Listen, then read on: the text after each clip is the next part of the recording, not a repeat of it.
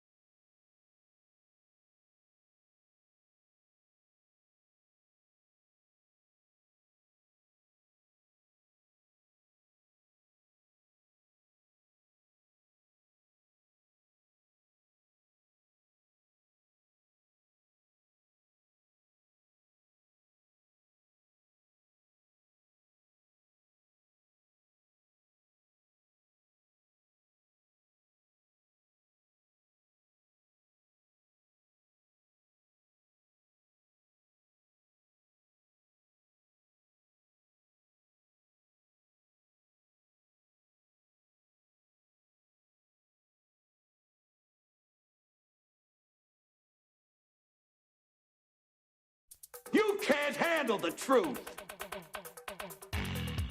These nuts. Ha! Got him! Ha! Got him!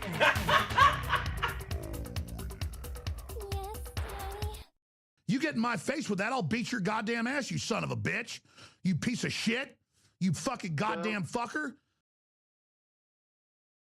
Just gonna send it. Guys, silly? I'm still gonna send it. Ding, ding, ding! What do we have for her, Johnny? 1 hour later. Have you ever had a dream that you want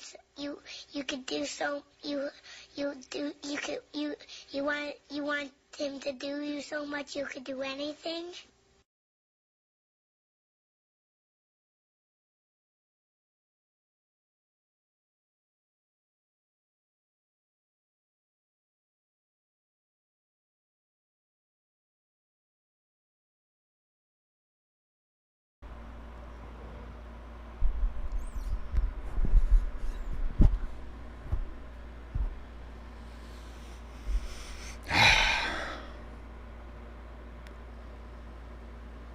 All right, this is it. Hopefully everything's coming in loud and clear. Hopefully you guys can hear me good. I can hear you guys just fine breathing into your phones, watching. Thanks for joining me. Thank you very much for joining me.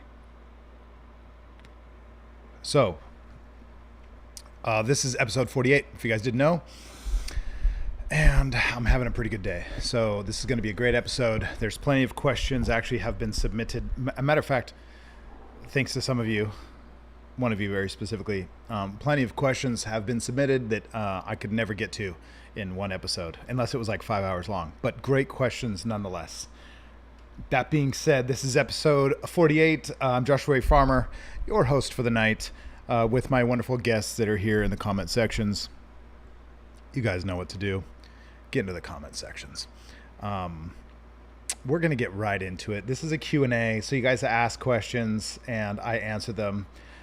I've been really tempted lately to, and thank you, Rochelle, for bringing that up. I appreciate it. I've been working very hard on this place, so I'm glad that it looks good. It is very comfortable. But I've been wondering, what do you guys think about me posing topics, and instead of always just Q&As, doing episodes where I ask a question and we can have conversations about it. Like lately, I've been wanting to ask so many specific questions about the way the world is and like some of the biggest issues we've been facing and kind of some of the most important stuff that's in my life, which will probably come up tonight in some of the questions that have been asked, as a matter of fact. looks like the camera might be going in and out of focus, which is fine with me, but it might look better. So guys, thanks for being here, guys and girls, ladies and gentlemen. Danbury, thanks for being on here. Natalie, where's Waldo? I'm right here. Thank you for being on here. So everybody, Rochelle, what's up? Happy Wednesday. I know it's been a week since you've been here. It's crazy, but thank you for being on here. If you guys saw that episode, I'm sure you did. My wonderful sister was here visiting and did my last live with me. It was great.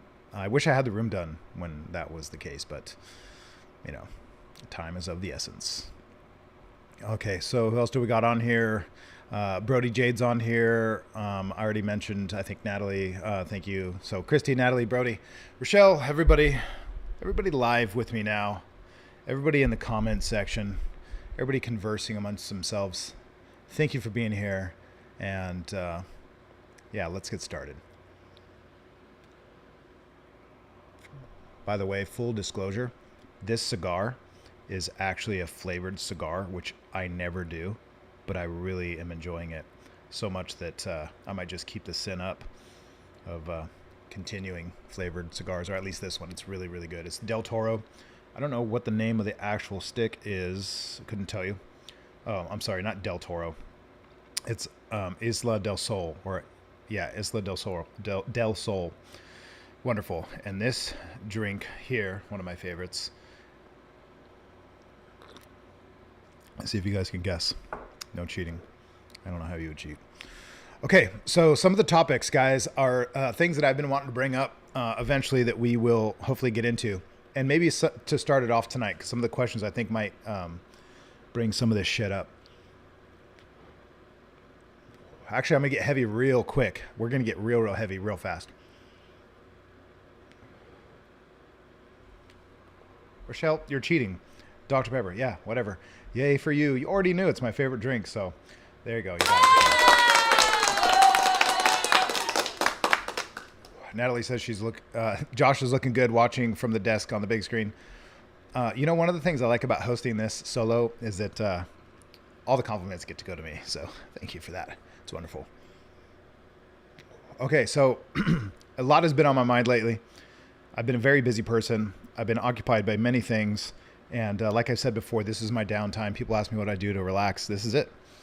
Today was a very busy day. I got to do a really fun photo shoot with the team. The whole shop came, and yeah, we had a great time. We took some great photos, and man, they were here for a long time. It turned into tattoo sort of shop artists photos to eventually just artistic shit. We just started having fun. Got out the different colored lights and, you know, props and axes and skulls and real skulls and even fake skulls. Actually, I have one of them right here. Just props. Anyway, it was super fun.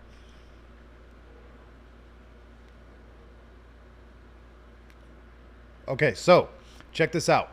Lately, a lot that's been on my mind, I will tell you in a very simple way. It's going to get heavy quick. There's a war going on. I don't know if you guys knew that.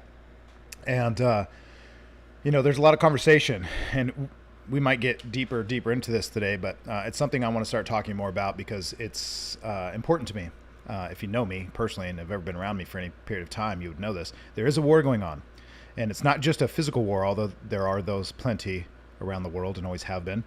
There's a war going on in our country, and I'm sure you guys kind of already know where I'm going with this and what the war is over. But the war is subjective to some people of what the battle is against.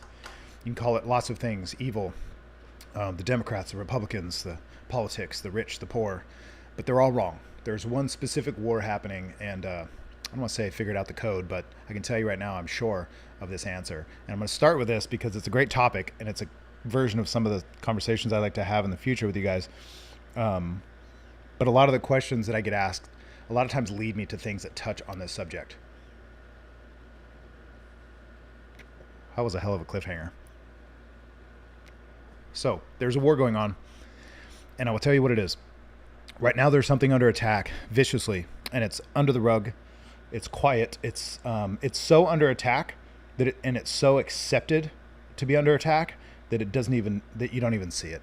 The world doesn't see it. People aren't paying attention. They will eventually. We'll look back on our time and we'll realize what's happened. We've completely destroyed fathers and fatherhood and the role of a man in society. And even though we can't destroy him completely, because it'll always be a figure necessary for things to operate, we'll always need men. But the war that's going on is along our boots on the ground. And I will tell you right now that the war that's going on is a spiritual one against fatherhood, against families, against morals, values, and conservative lifestyles. It's not just a political war only. It's a complete... they're trying to completely abolish the idea of what a man is and what a father is in the home. So much that if you even talk about subjects like this, people get touched and they think, well, what about women? What about this? What about this subject? What about... You can't even talk about these things with somebody having some visceral reaction to it very often, which proves that what I'm saying is definitely true. Even if you're not convinced yet, at least let that hint to it. So I know that's heavy. I know that gets us into a deep conversation real quick, but I think it's incredibly necessary. Dambria, by the way, I liked your joke earlier. Something about you don't necessarily like dad bods, that you're more attracted to father figures. Great dad joke. Okay, so let me say something to you guys. The thing that's under attack is under the rug and nobody's talking about it. And if they are talking about it, they get shut up real quick. There's probably plenty of people out there thirsting for information and different outlooks regarding this subject of what's under attack and how it's being under attack and what the tools are that they're using to destroy families and our country, really. Because they're not bringing boots on the ground. They're not bringing guns to our country anymore. We really have the biggest, strongest military force in the world. And we are a force to be reckoned with. So they're smart as fuck, and they went around it. And they went to your phones, and they went to your laptops, and went to your iPads and your TVs, and they made us weak and soft. They tricked us with movies and shows and essentially communism and Marxism. And I know this gets deep for this audience, but bear with me for just a second. They've absolutely used every tool to degrade us, and we call it entertainment, and we grow up to love it, love the actors, love the movies, love the shows, love the concepts. And what we don't realize is we've sacrificed our fucking families, and not just because we watched them, but because it poisoned our minds. And I might just sound like that old dude saying, no, don't watch that shit, it's going to poison your mind. But it's a fact. The fact is that they're destroying us from the inside out. There's not going to be boots on the ground. There's going to be free Wi-Fi for everybody, or at least metaphorically speaking. Or maybe literally too.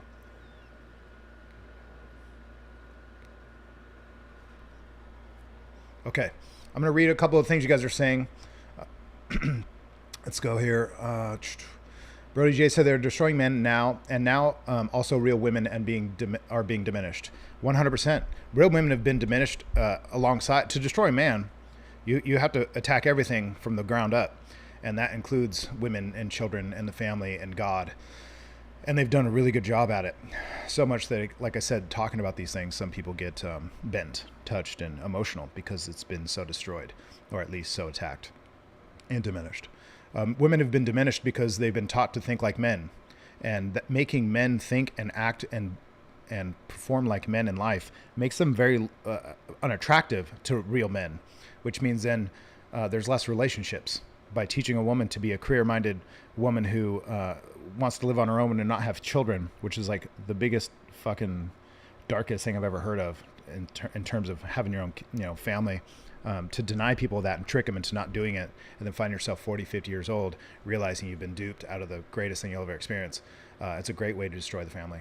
So they definitely use women to get to the top of the hierarchy system, which was the leader in our society, the people who build everything, the people who run countries, build countries, protect countries, and we've just destroyed it.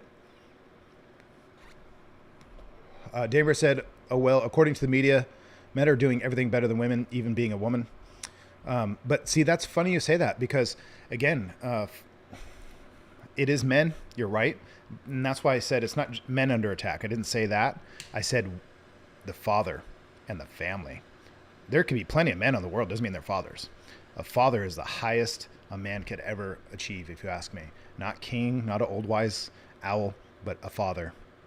And yeah, so that's why I say it's not, I didn't say men necessarily, I said father specifically. The idea of a father, again, the reason why God is being taken out of societies completely is because people are completely idealistic about everything but the idea of a father. And it's really washing out our societies. This might sound way too deep, but here we go. Some of the questions you guys asked, I'm going to try to touch on some of these topics because this will be the kind of stuff that I do enjoy talking about. Kimmy's jumping on here. Hello, Kimmy. Thanks for being here. We're getting deep quick, so thanks for being here. We're going to get to the questions right now. But I do definitely appreciate you guys and your willingness to listen. I know we don't always agree, won't always agree. I won't agree with you. You won't always agree with me. But it's really cool that we can converse about these things. At least I can talk to the camera and you guys can chime in with the comments and eventually bring some of you on the live, like my sister or Ian or Sheldon. It's just really cool.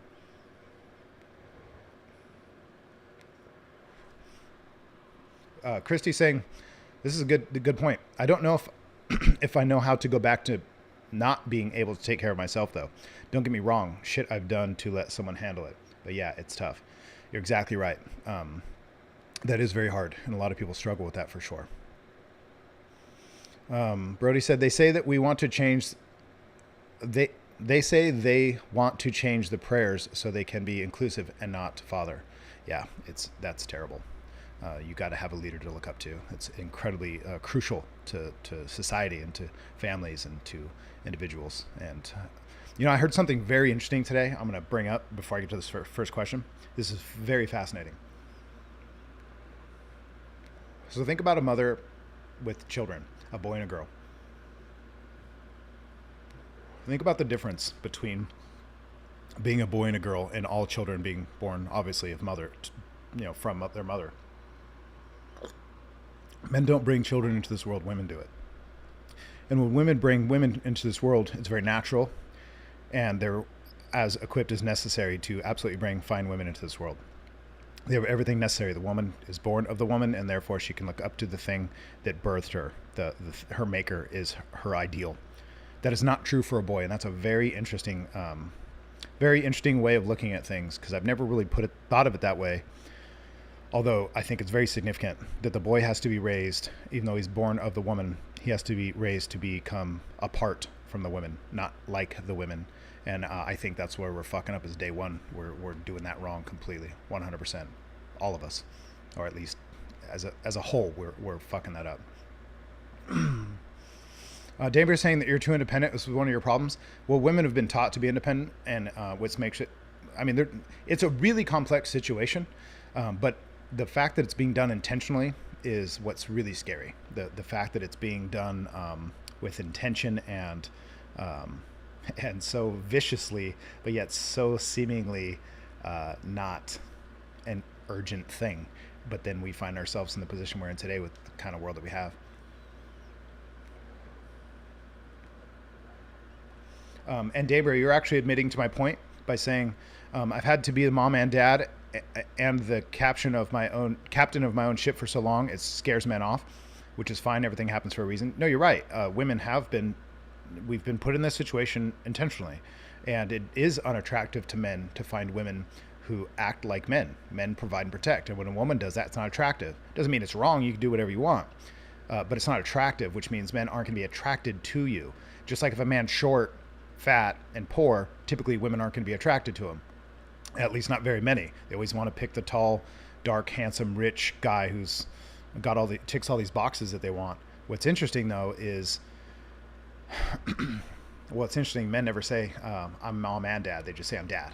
But moms will often say they're mom and dad because they know that babies need dads bad, and they don't get them.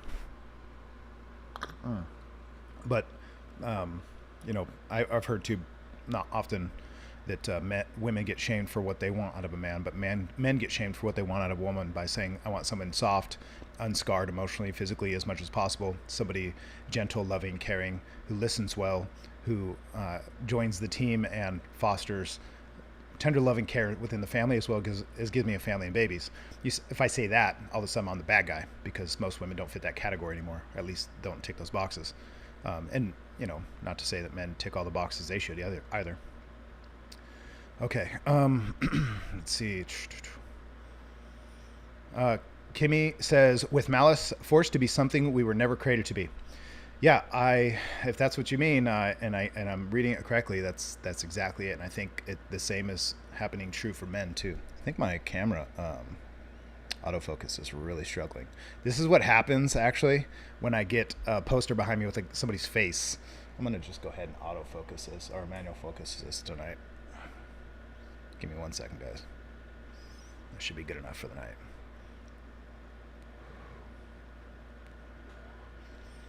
Okay. Let's see. I don't really exactly know what you mean, Christy. It's kind of hard to read that. Maybe some of the words are a little off. Crocheting as we speak. Anyway, yeah, I'll be honest, because men are scared to admit it. Women are scared to admit it because they think that they've been taught to act like men, or at least they've been taught. They don't know. Nobody said to act like men, but they've been taught to act like men, inadvertently, and intentionally, but unintentional to themselves. And deep down inside, I think most women want a big, strong, providing, protecting man. I don't know any women who don't, and the only ones that don't are ones that know that their time has come and they aren't going to get it, and they're very bitter about it. It's very sad. It's fortunate, especially if these women don't have families and nothing to look forward to in their older years. It's a sad thing. Let's see. But yeah, so talking about kind of what's under attack, that's a subject I would like to get to in depth with other conversations, and doing this through here. I think it's super fun. It's very fascinating, and I'm very passionate about it. So thank you guys for being with me there. We're going to get to some of the questions today. Some of these questions aren't questions, or statements. We're going to go with the first one. Miss you. This is from Instagram. I believe, yes, Instagram. And it just says miss you. And Laura, I miss you too. The next one is also a statement. Episode 48. So we're rocking and rolling, guys. She's right. This is episode 48. I usually don't read names to tell you guys. I used to, but I don't now, to tell you guys who is who is saying these things. But I'll keep the anonymity for now. All right, here. Let's do this. Daybreak said, I did all that, still couldn't keep my man. And then right under it, No Town Vandal. It's kind of a cool name. It says, you still have your man, Dambria. And then Dambria says, where? And now looks like a little disagreement here. That's very interesting. Very fun. A digital disagreement. Not uncommon to me. Okay, so we get to the next question.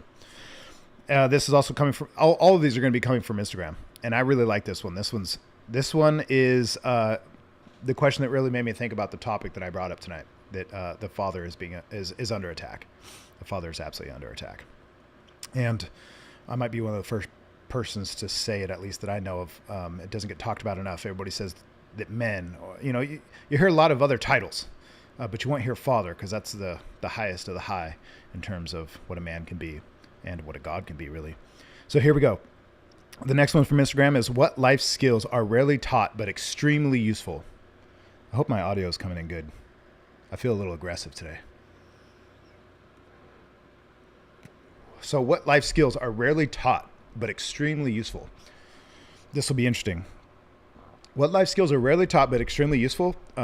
There's so many, and I'm really glad that you asked this question on Instagram. I hope that the person who asked this actually is watching. That would be really cool.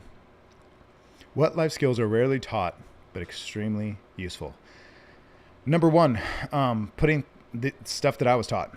Put things back where you found them. And if you borrow something, return it better than you got it. So if you borrow someone's car or lawnmower or whatever it is, then obviously you can't borrow food because you eat it. So that's not borrowing. Can't borrow some sugar. It's not really borrowing sugar. But I guess if you did borrow sugar, you'd want to return more than you received. Make it worthwhile. That's something a lot of people, and thank you, Brody. I appreciate that. That's important to me because sometimes I wonder what it's like on the other end. Leave things where leave things better than you found them. Leave no trace when you're outdoors. Here's some good life skills or life lessons that people are rarely taught anymore. Treat people not how you wish to be treated. I think when people say treat others how you'd want to be treated, that's not really fair. That's not really fair because they might not want to be treated that way. But treat people, if you're a woman, treat people like a lady. If you're a man, treat people like a gentleman, which leads me to my next life skill it's rarely taught to this question. It's rarely taught. And that's, as a man, as a gentleman, trying to live a life as close to that as possible. I'll tell you what is barely ever taught, and really I almost never see it at all. It's very much hidden from the realms of most men. Wow, this thing is so good. Okay. Is being prepared. All of you girls are going to agree with me, right? Any ladies on here tonight are going to completely agree with me. And you're probably going to like hearing this. It's not why I'm saying it. I'm just saying it because I believe in it. As a man, again, to the question, what life skills are rarely taught but extremely useful? As a man, it's very useful for you to be prepared. If you ask somebody out on a date, be prepared for what's to come, meaning like, or find out what's on the list or what's on the menu ahead of time. Make sure it's something she likes. Order for her. Wouldn't that be a blessing? Make decisions. If you're asking somebody to join your life, and I think some of this goes true to a woman to some degree in other realms, but not on dates. If you're going on a date as a man, have it planned. Don't ask where she wants to go. Be prepared. When you get there, pull out her chair. When you get out of the car, let her know. Before you get out of the car, I'd like to open the door for you. Just command the night and make sure that you're managing it and maintaining it in a way that she feels like she's being taken care of. That's how you become the kind of man that she will look at and say, hey, I don't mind wearing summer dresses, being sweet to you, kind, and saying yes, sir, and rubbing your feet by the end of the night. She will absolutely love to do that if you're the kind of man who commands it, not demands it. You can't just tell her to make you coffee because you're the man. You have to give her a good reason, and I think that's our position to do. And that's it. Don't get it confused with somebody sucking. See, I won't do these things to a woman who doesn't give me a return to just butter her up after maybe a certain time of her giving me no attention. As soon as I get a cold shoulder or disrespect at all, it's over because I respect myself. But that's a skill that is not taught often, is how to be fucking prepared. Like, if you want to be the leader and treated like a leader and be the king and be the father, if you will, fuck, dude, get your shit together. Okay, so contingency plans, for example, really important to have depending on the night. If you want a woman to enter your world, give her a world to enter. Don't go to her and ask her, what would you like? That's not giving her anything other than making her make the decision. So Natalie's agreeing. She said, yes, be prepared. And Danbury is saying, yes, we need more men like that for sure. And I agree. It's not taught anymore. The gentleman's skills are not taught, and I think that they're very important. I'm not saying I'm perfect at them. I have a lot to learn myself, but that's the point. It's sad actually, but I think men should have the ability to have foresight and to look ahead and to say, hey, we're going on this trip. Like, for example, my daughter just went out of state. She's now back. And I made sure that I was very well aware of how long it would take for me to get a plane ride to where she was, if she ever needed me. Do I have the money set aside to be able to do so? Can I stop everything I'm doing? Is everything in, even though, of course, I hope that would never need to happen, it could happen. And am I at least planning for that? That's like bare minimum shit. The next one, again, would be just, making sure that you're thinking ahead of time so that you know where you're going, so you don't get lost. Make preparations. Think ahead of time. Plan ahead of time.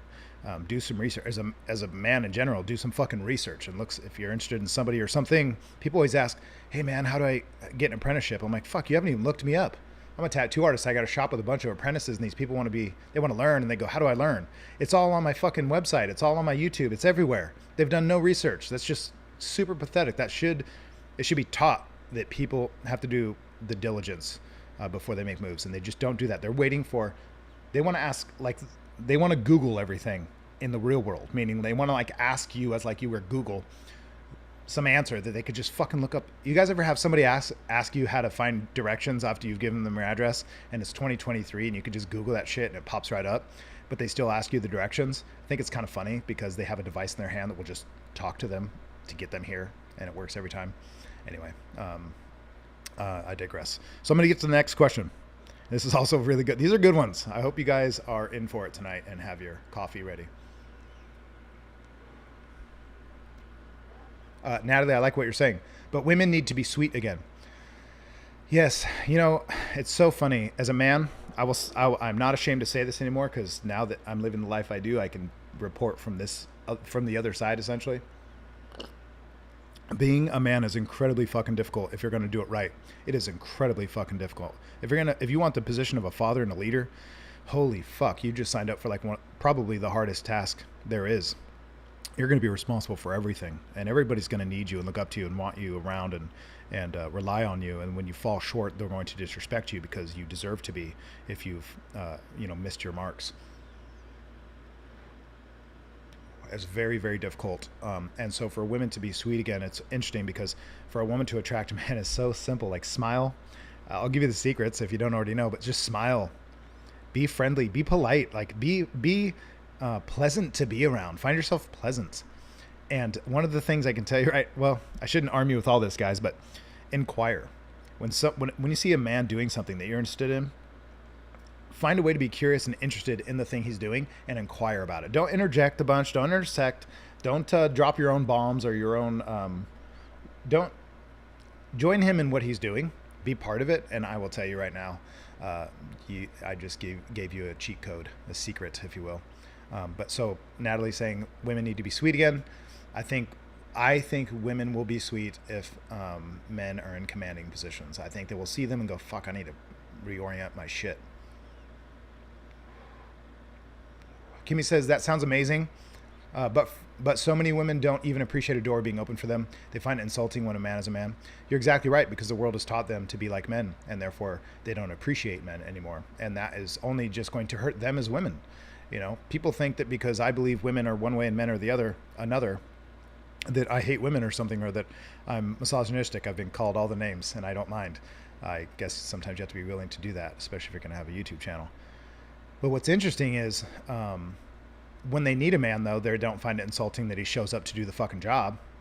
Yeah, they might feel insulted when he wants to open the door or be a gentleman, or says, let me do that for you, wants to provide, wants to protect, wants to lead. A lot of women will be against that because they're like, I'm going to do it on my own. I don't need you. Fine, sure. But as soon as you actually fucking need us, you'll beg for us. You'll be on the phone. You're calling us middle of the night. You're calling the cops. You want a man to show up if there's something wrong. You want a firefighter to show up if there's something wrong. We want a bunch of women to show up. So as soon as somebody is desperate and needs a man, then they're okay with it. But holding the door open, nah, they got that themselves. And I'm like, ooh, you've done it, ladies. You hold the door open for your fucking selves. Good job. Let a man do that. If a man's capable of killing and protecting and providing, and he's a dangerous but good person, and he can build things, he's useful, he has skills, he's influential, he's sophisticated, strong, tall, dark, handsome, blue eyes, chiseled jawline, whatever. With all that being said, if he can do those things, let him open the door for you. Because first off, obviously he can more than handle it, and so can you. But for him to be able to give you that gesture is huge. For him, for someone so cunning, if you will, a true gentleman, to be able to hold the door open for you, huge. Let him do that for you. He could be off hunting something, killing something, or building something. Here he is doing this small gesture for you as a lady. And then Landy, of course, is saying cooking skills, outdoor skills, common sense.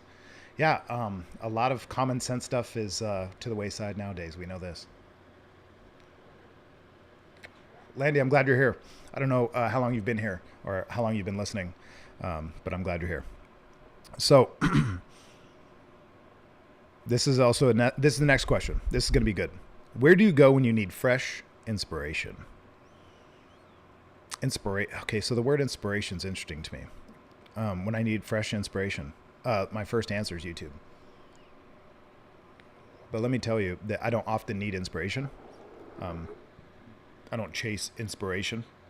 I chase, I want to solve problems, so I'm looking for answers.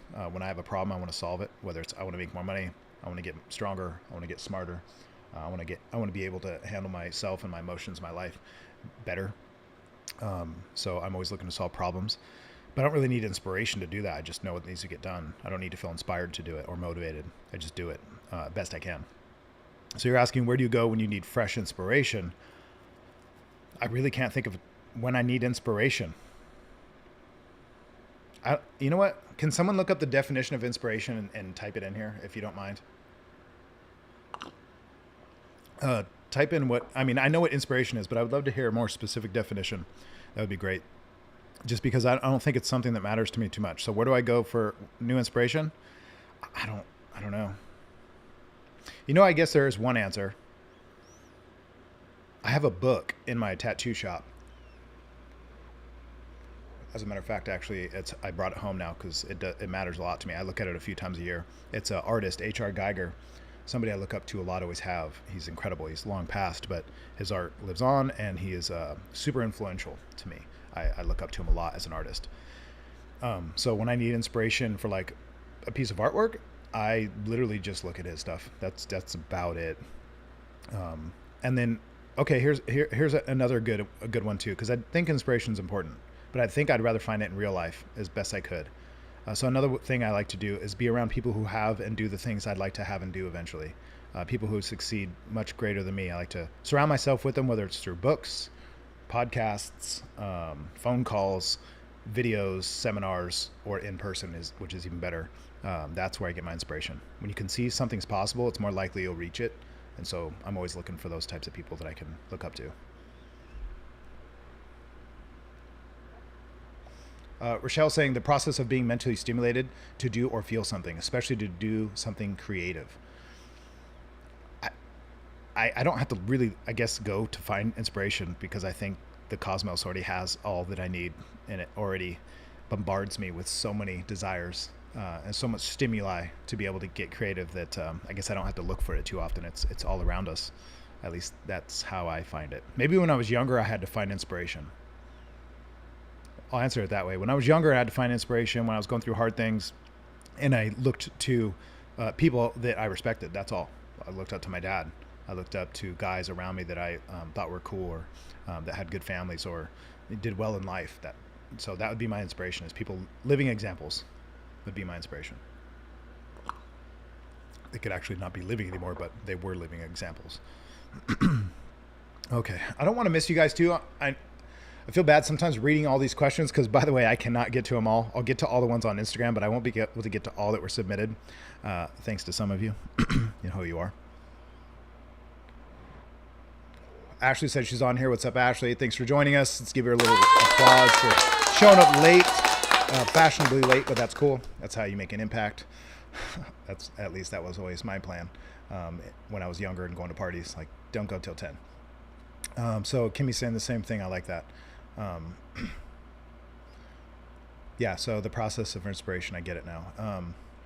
Rochelle saying inspiration comes naturally for some of us.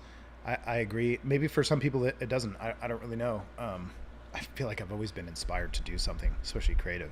It's like a desire is deep down inside you, burning to do something creative. Speaking of burning, since we're on the topic of burning, since we're 39 minutes and 55 seconds in, since there's 10 of you watching and a bunch of you commenting, matter of fact, 61 comments to be exact, got this wonderful cigar. You guys know what time it is right now? What time it is? What I got to say? What I got to share with you right now? Since we're getting close and we're getting low, we're getting relaxed. You might have guessed it. It's Linda time. Linda, if you're out there, if you're watching anywhere in the world, I know you're not watching. You never watch. You don't watch anything. But I will see you soon. Linda's going to be here. And Linda, I miss you. You're my favorite. And I'm going to say it every episode until the end so that you can know it. She does not believe me. She is my favorite. She's my favorite customer. If anybody ever asks who's your favorite customer, just, you already know it's Linda. So there you go. Kimmy says, it comes very natural for your brother. He sees it and handles it. I appreciate that, actually, because I do think that that's true about me, which I have to be very careful of, because if I see something, I'm assuming you were talking to Rochelle. And yeah, she said inspiration comes naturally for some of us. Kimmy says it comes very natural for your brother. He sees it and handles it. I don't have to feel too inspired. I seem to just, something needs to get done, I just fucking do it. And Rochelle called it my Linda voice. Thank you, everybody, for saying that, because one day she's going to see these and be like, wow, I'm fucking special. And she is. Damir says, going to get spicy. Let's get spicy, guys. If you want to, get in the comments. That's what this is for. Ask me anything. Although I'm going through the Instagram posts now, or the questions. You guys can ask me anything here as well. If you want to know anything personal or professional or whatever. It doesn't mean I'll always answer it, but I will do my best, especially if it's at least not too spicy, if you will. Okay, so we answered the inspiration question. The next one. Danbear says, do you ever have to hold your breath while you tattoo while you tattoo to get small details? Probably, but not hopefully for very long. Holding your breath is not a good idea, typically. It's like shooting a rifle or a handgun. You're not supposed to hold your breath to do it. You're supposed to breathe a certain way. So I find myself doing that. I often hold my breath actually when I speak a lot, and I've had to actually teach myself to breathe more, because you will actually find yourself asphyxiated over long periods of time, because I can talk for days, literally straight, and you actually have to teach yourself how to breathe when you speak. So I do the same thing when I'm tattooing. It's very important. So no holding your breath is not a good idea. Some people probably do it, but you shouldn't. But next question, this is interesting. What's your favorite store? Oh, shit. I know exactly why she's asking that. And it is, so far, at least at this point, my favorite store.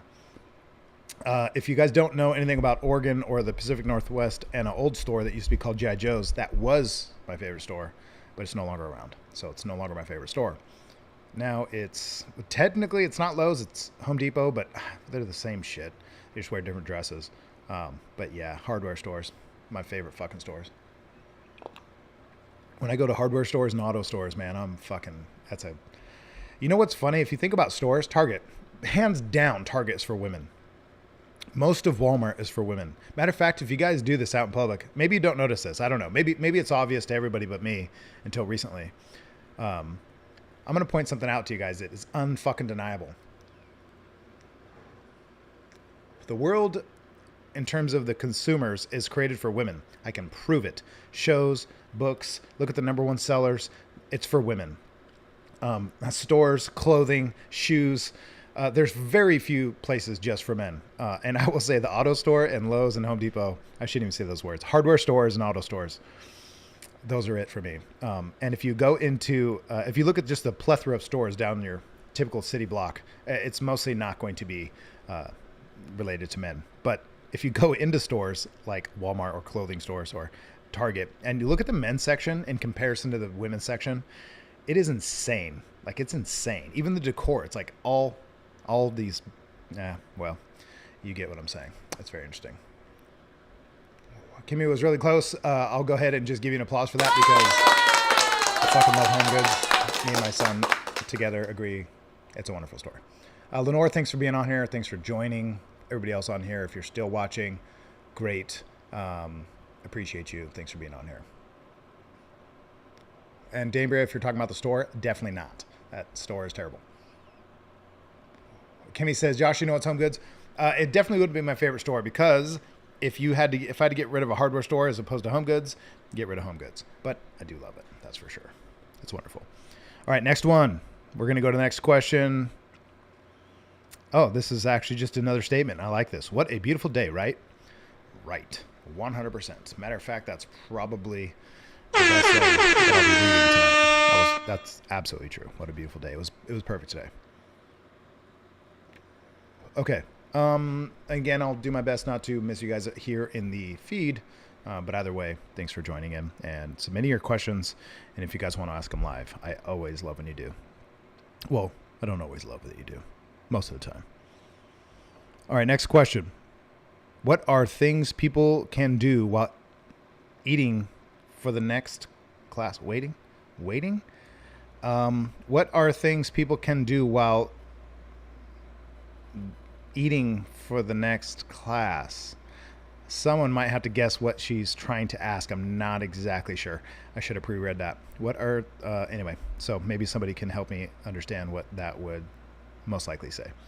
What are things people can do while, I'm going to say waiting for the next class. I could just assume that's probably pretty safe. I don't know. I don't want to assume. But if you guys didn't know, I have a bunch of classes, especially more coming up, but I've done a bunch of classes and courses in person with people, trying to teach them things that I know and how to get them started in tattooing or the industry or art or piercing. And I'm starting to branch out now into not just tattooing and piercing, but to business and other things too, where I can share information, not just specific to the tattoo industry, but things like marketing, sales, branding, networking, which crosses all businesses.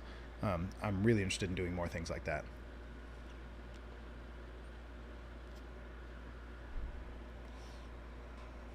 Okay. Actually, this might be the answer. If maybe Christy's answering it for the next class, maybe let me know if that's why you said portfolio. That'd be interesting, because you're right if you are. Okay, next question is also a statement. P.S. Have you told your mama thank you for making such a wonderful human? You know what? I really wish my mother was on here tonight. I'm scrolling back and don't see her on. That's too bad. She usually is. I did start late, so she probably had bedtime.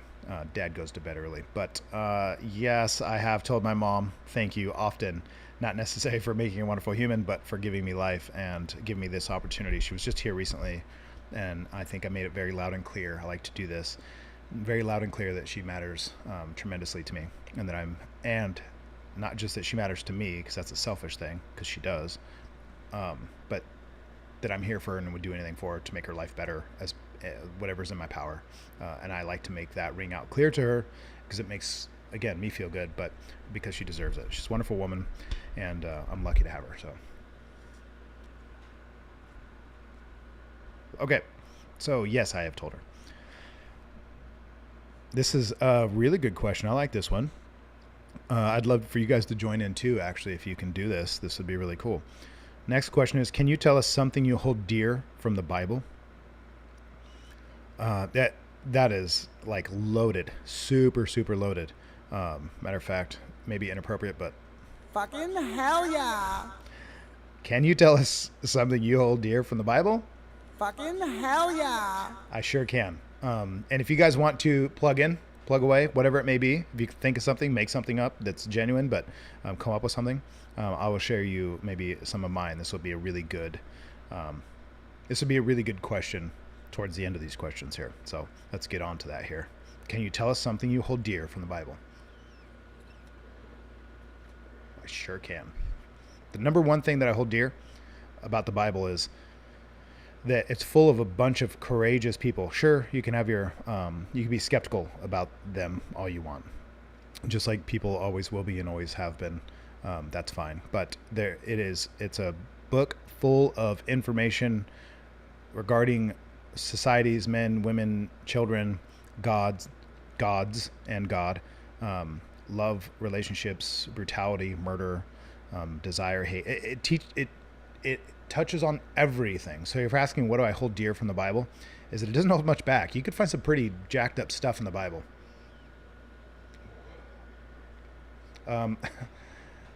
Ephesians 5:22-33. If that's what I'm thinking, I could be. Oh no, that I'm thinking Ezekiel. I don't know Ephesians 5:22-33.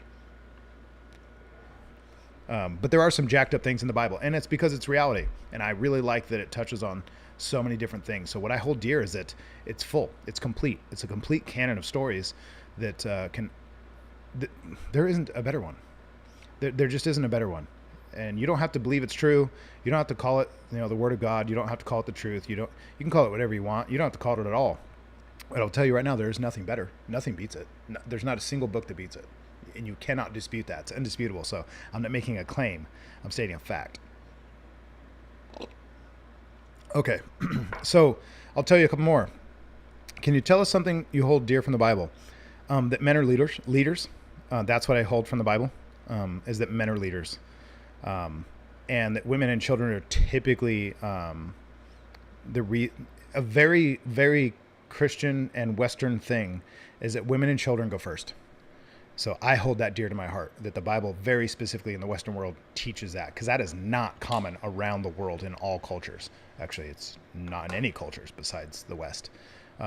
So something I hold dear about the Bible is that women and children go first, and it gives us men deep purpose. And it seems to build great societies and cultures, or at least has. And now that's starting to fall apart, but that's why I hold it so dear, is because it's so relevant today, because it's so deteriorating.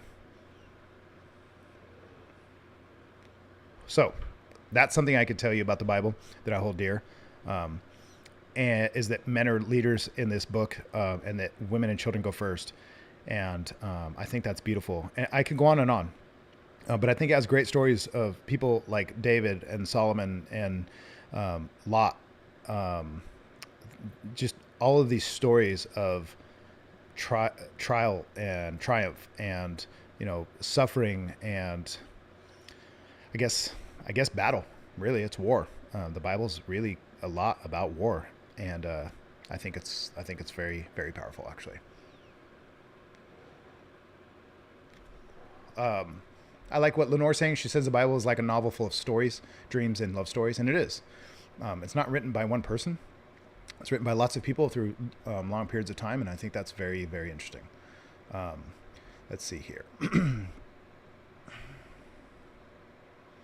Danbury says, is that the one about a man should love his wife like the church and should submit to him?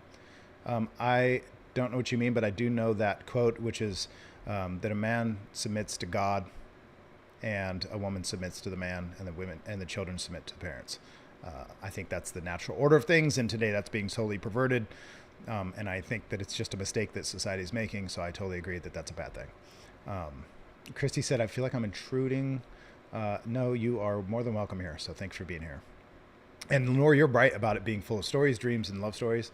Absolutely. I mean, the whole last book in the Bible is 100% of some sort of fantasy, dream, psychedelic trip. Maybe, well, it could have been written for many different reasons, but when you really get into it, the last book of the Bible is quite fascinating, actually. Okay. Okay, let's go to this. This is a good one. He who exalts himself will be humbled, and he who humbled himself will be exalted. In the Bible, one of my favorite quotes, and I might be paraphrasing, but the Bible is very often translated in many different ways. Obviously, it's been translated thousands of times. So words might get lost, but meaning typically holds pretty true, which is true for most stories and statements and quotes. And it's that he who has everything, more shall be given, and he who has nothing, more shall be taken. I think it's appropriate. He who has everything, more shall be given, because you can trust that person. He who has nothing, you can't trust somebody with nothing, with anything, because they have nothing. So a lot of times people want in life things that they can't handle, and they're not ready for it, and nobody's going to give it to you. Nothing is going to give it to you because you aren't it, which means it's really hard to dig yourself out of that hole. And that's why it's so important you don't find yourself there as little, I guess, find yourself there as least often as possible. So there's so many things I hold near and dear from the Bible. I'll give you one last one that was really important to me. The promise that the promise of being saved, the promise that there's a creator, that there's a lover, that there's somebody who looks out for you, there's a father in the end, somebody who's looking down, somebody who's conveying messages and communicating and keeping that line of communication open. And the story is really about how to find the truth and how to find the path. And it's such a long book with so many stories, but it just illuminates how hard it is to stay a course or stay a path. And I really appreciate that. That's really, to me, the whole Bible itself is really illustrating as a whole exactly that, how to find yourself on the correct path, because you're going to get lost and you're going to need that shining bright star. Okay, again, I don't want to miss you guys here in the comments, so let's go to that for a second just to make sure. Natalie says men have to be leaders so they produce good fruit. That's true. That's also a great biblical quote. There's so many of them, but that a bad tree cannot produce good fruit and a good tree cannot produce bad fruit. Do you guys know what the Bible says about being able to tell who God's true people are? And again, I use these words as lightly as you'd like to, but I think it's a lot of subjective words. These are just words to convey a message, and sometimes the words don't do it justice, and I agree. But does anybody know what it is in the Bible that says how to tell who God's true people are? I would be curious to know. Okay, so there's a couple more questions towards the end, but let's get to this one here. A.D. Domi? Not sure. A.D. Adami? Adami? I'm not sure. Interesting. But thanks for being on here. Appreciate you for watching and jumping in and submitting a question. She is saying, describe your definition of faith. How has faith evolved on you? Or in you? How has faith evolved in you? I think faith is like anything, where you have to find out what it is so that you can reject it, so that you can find out that you needed it, so you can come back to it. That's really the only true way you can actually test something, unfortunately. Hopefully it's not a catastrophic, hopefully it's you going out into the desert, realizing how bad you wanted water. So when you get back, you have some. It's not you going out in the desert, realizing you want water, but then you just give up completely. You want to come back. So that's the way I understand most messages in life. But in terms of faith is an interesting one for a lot of people, because I think it's a very vague word a lot of people use often. It's not a vague word, but it can be used vaguely as a cop-out to, I just have faith. I just have faith. And I'm like, well, I'd like more answers than that. So I'll get to what I think about that. Describe my definition of faith. Faith is when you believe in something so much that you are free from the doubts and you are free from all vices. If you truly have faith in something, you are free from the vice in which it alleviates. I'll be more specific. It's hard to explain it, actually, I guess, in a short sentence, as complicated as I'd like to make it. When you have faith in something, it's because, man, that'll be a good one. I want to say it correctly.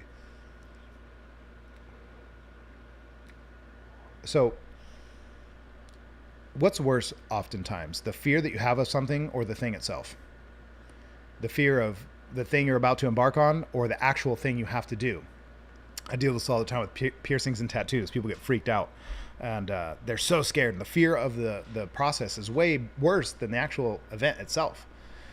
I think what faith is when you've been tried and tested enough. For me, what faith means is that you can then trust the process, which means ultimately there's a plan for you in your life and there's a message for you, and it's been given to you long before you were ever here, and it'll be true forever.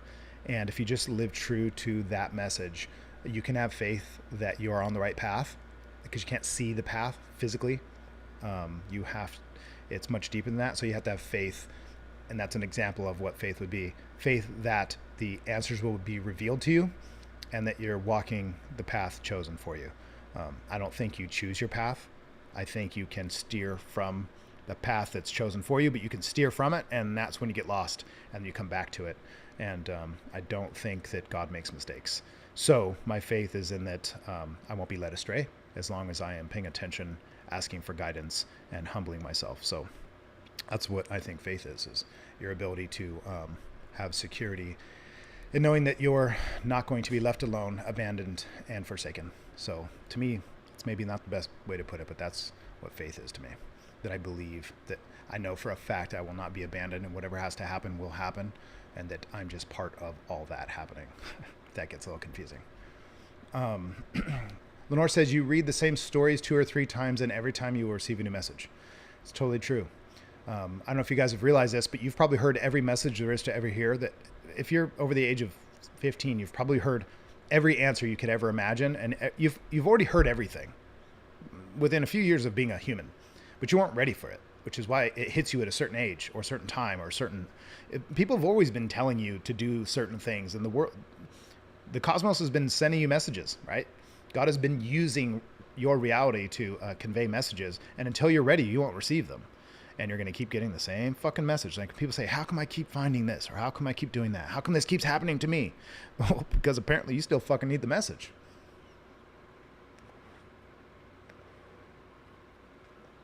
Oh, there we go. AD Domi is Adriana Dominguez. Dominguez. I know who you are. Thank you for being on here. I appreciate you.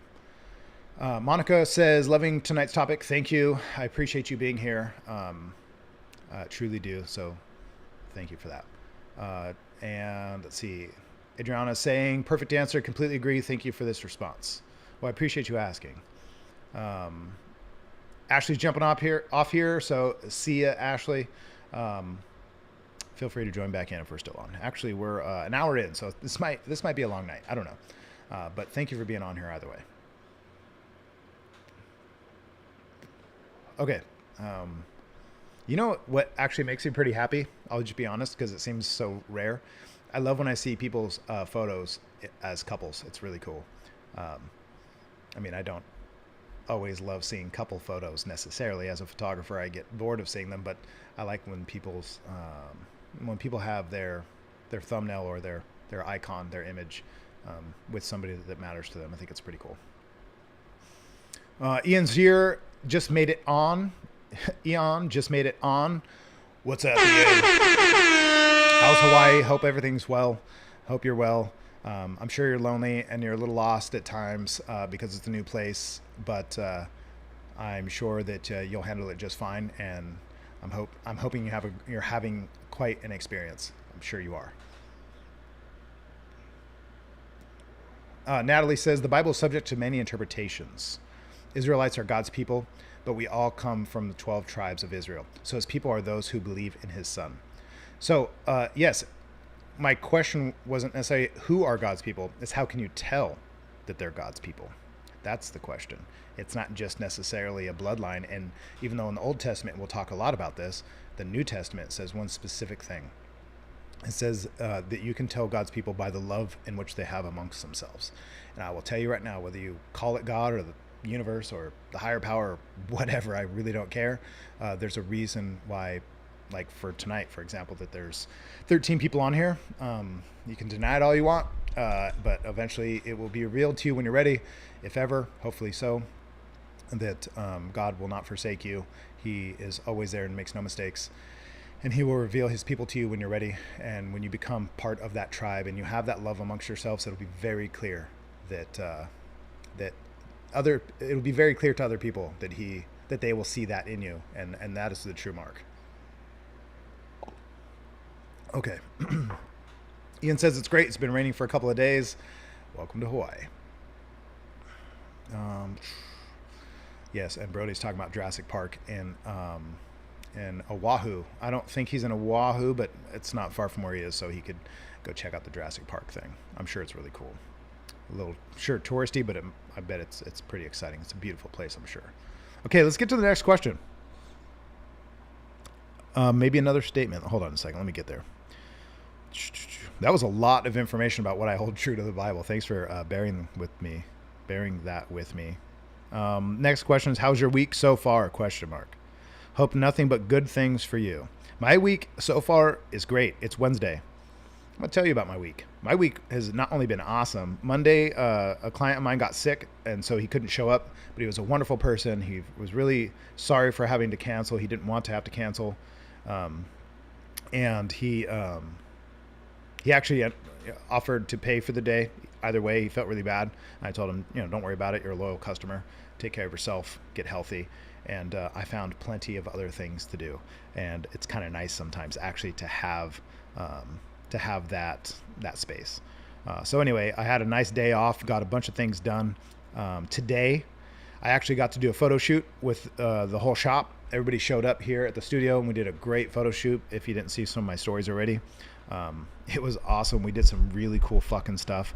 I got a bunch of gifts. Matter of fact, I got a really good gift tonight, which is not in arm's reach. One of my favorite drinks got gifted to me tonight, and I have a full humidor. I mean, it's literally full. Doesn't mean I can't take more, guys, if you want to send them to me. But my humidor is full, so I won't be running out of these bad guys, hence the gift, anytime soon.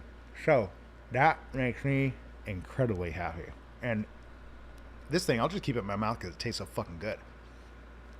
You guys just saw me do that. It's delicious. So my week has been great so far, and I appreciate Instagrammer for asking. Next question. Let's see here. Actually, this is the last question. So before I get to it, let me make sure I'm getting with you guys. Let's see. Oh yeah, and Ian, since he's such a Jurassic Park fan, or at least I should say a dinosaur fan, so he's been, because he's saying it's a must see. Or no, you're saying it's a must see, so you got to go. Ian's got to go to Jurassic Park touristy world thing. I don't know what it is. Danbury is saying, I love Bible topics. Good. I'm glad, because I do too. I've always been a fan, even if I haven't always been on necessarily the right side of things, which is pretty fucking normal for people to go through. I've always studied and looked. I've always owned multiple Bibles, read them front to back, different versions of them, different translations. I have actually, what is it called? It's called, I don't remember who put this together, but it basically has four of the main, like the New World Translation, it has King James, it has a bunch of different versions in parallel to each other. I think it's the parallel version of the Bible. It's called the parallel version. And you can read each chapter actually side by side, so you can see how the message has changed over time. And there is some serious stuff that has changed over time. The message maybe is kind of the same, but it changes depending on, well, who's translated in what language. Like, for example, God's name has been taken out of the Bible. If you guys didn't know that, it's kind of a terrible thing. God's name has absolutely been taken out of the Bible. God does have a name, but you wouldn't know it if you read a modern Bible because they've taken it out. Very interesting to me. Very interesting topic. So thanks, Damia, for agreeing that you love Bible topics. So do I. Brody says it's really good hearing everyone participate and enjoying hearing about the Bible. I agree. I remember what it was like to hear people talk about these types of things, even using these words back in the day where they rubbed me so wrong. I was so lost in the desert that even hearing these types of words, I'd be like, oh, these guys, they had me at this topic and this, but then as soon as they brought up the Bible, they lost me. And I get it. I understand the confusion. But I hope that more people come to these kinds of understandings sooner than later, for sure. Okay. Let's go to No Town Vandal said, yeah, jumped in right after church. That's great. Let's see here. 14 people on. So this is really cool, guys. Thanks for being here. I'm going to read the last questions and then we'll just converse for a while and maybe get into our own topics that whatever we choose, wherever we decide for this to go. You know, the other day, before I read this last question, the other day I was sitting with my family in my backyard and it was amazing. It was a beautiful day. The backyard was set up perfectly. It was an important day for me and my family. And at the end of the day went perfect. Like literally, it was literally a perfect day. And it was so perfect that I'll cherish it forever. And it was just this last weekend. And it's starting to get late. And I'm having good conversations with my family, which isn't uncommon. It's a wonderful experience to really connect with people you love and that you're related to. I got late into the evening, and all day I'd been saying, like, I bet I could just sit on my couch on my patio in the backyard while everybody's doing their thing. Because I have plenty of stuff. I'm never not a busy person. I bet I could just sit here, and things are going to work themselves out. Like, I could sit here, and the next thing I need to do is going to reveal itself. Like we were talking about faith earlier. I absolutely have complete conviction and faith that things are going, like, I could just sit here right now, and whatever needs to happen will absolutely fucking happen. I will get a message telling me what it is that needs to get done. So I remember sitting there explaining that best I could to my family. And a couple of things kept popping up and I kept saying, well, there it is. That's my answer. That's what needs to get done. I didn't have to participate in the message being sent to me. Like I'm an antenna and there's signals coming in. I don't have to be in charge of the signals. I just have to be an antenna. And then I take course. I take action. Which is interesting is I sat there and said, everything's going to seem to work itself out. And it started to actually happen that way throughout the night. And I just tried to relax and kick back and everything kept working itself out. Small things, but importantly, nonetheless, it was working itself out. And then I'm sitting there and I just poured my first glass of whiskey. I hadn't had one in a while. Never had a glass at this new house I'm in. I had my pillow tucked in next to me, arm up on it, glass on the arm, started talking, lifted up my arm, pillow kind of the way it was folded, sprung out and popped the glass off the arm and shattered on the ground. And my dad said, oh, thought everything worked out the way it was supposed to. I thought you could just sit around and let it all happen. I said, well, it did. It worked out exactly how it was supposed to. And I just thought that was ironic because I told him, if this pillow sprung out and hit this glass and it fell on the ground and didn't break, don't you think that would be a little weird? It worked out exactly how it was supposed to. So I thought it was really cool. Anyway, short little story. I just thought it was fascinating. Danbury says, God has been taken out of everything lately. Yes, a good way to put that is God can't be taken out of anything. God's in everything. But I know what you mean that they're trying to remove any clear messages of the way in which God speaks to us, whatever that may be. Yeah, I totally agree. I think some of the ways the closest to God is with your hands. Your hands get you close to God. You use your hands and make things, do things, care for things, love things, show tenderness and care with what you do, with what you make, with how you touch people physically and emotionally, the things you make, the suggestions you make with reality, not with just with your mind and your thoughts, but with our hands. I think that gets us closer to God than anything. And in school, you sit and listen.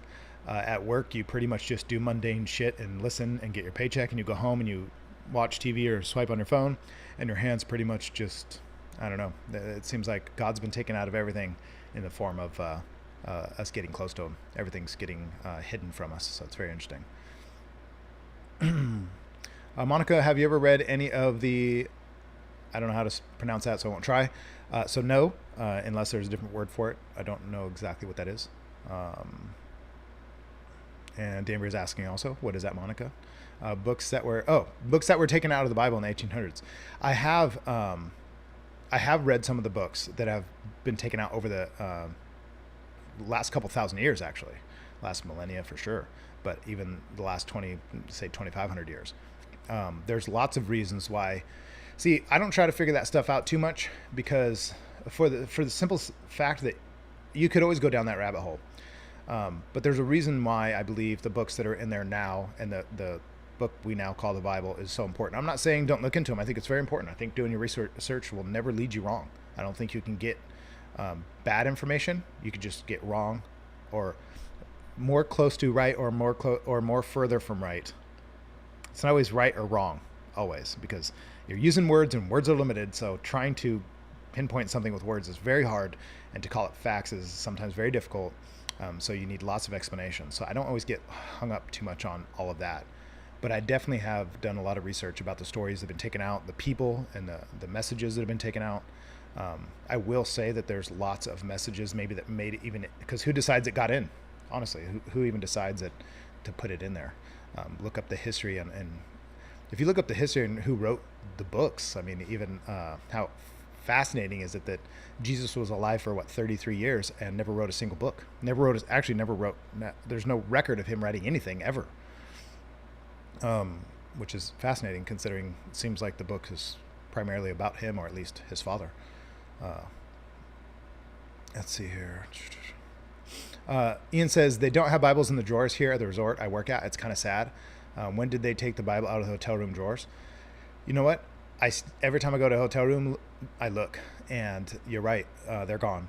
I just went to San Francisco recently, and they're gone. That's for sure. It's the world we live in now. Kimmy says they are trying to remove people's interpretation of what God expects of you. I can understand that deeply. I think that people are trying. Look, if there's a war in this country, if there's a war in this world right now, it is not boots on the ground in America. That's not going to happen. We have way too many competent people. We have the biggest military, the strongest military, not just including military people that work for the government, but citizens. There's not going to be boots on the ground. It would be like not an intelligent thing to do. What they're going to do is attack our hearts and our minds. And what better way to do that than to destroy, intellectually speaking, to destroy the father, the mother, the family unit, and taking God out of it all. It's a perfect fucking plan, unfortunately, and it's a terrible one as well. I mean, they've taken prayer out of school. That was a long time ago. They've taken Bibles out of hotel rooms. They, have taken babies away from mothers. Essentially, they've taken. I mean, you go down this rabbit hole forever. There's lots of things missing. It's just the last signs that things are brewing. Things are changing.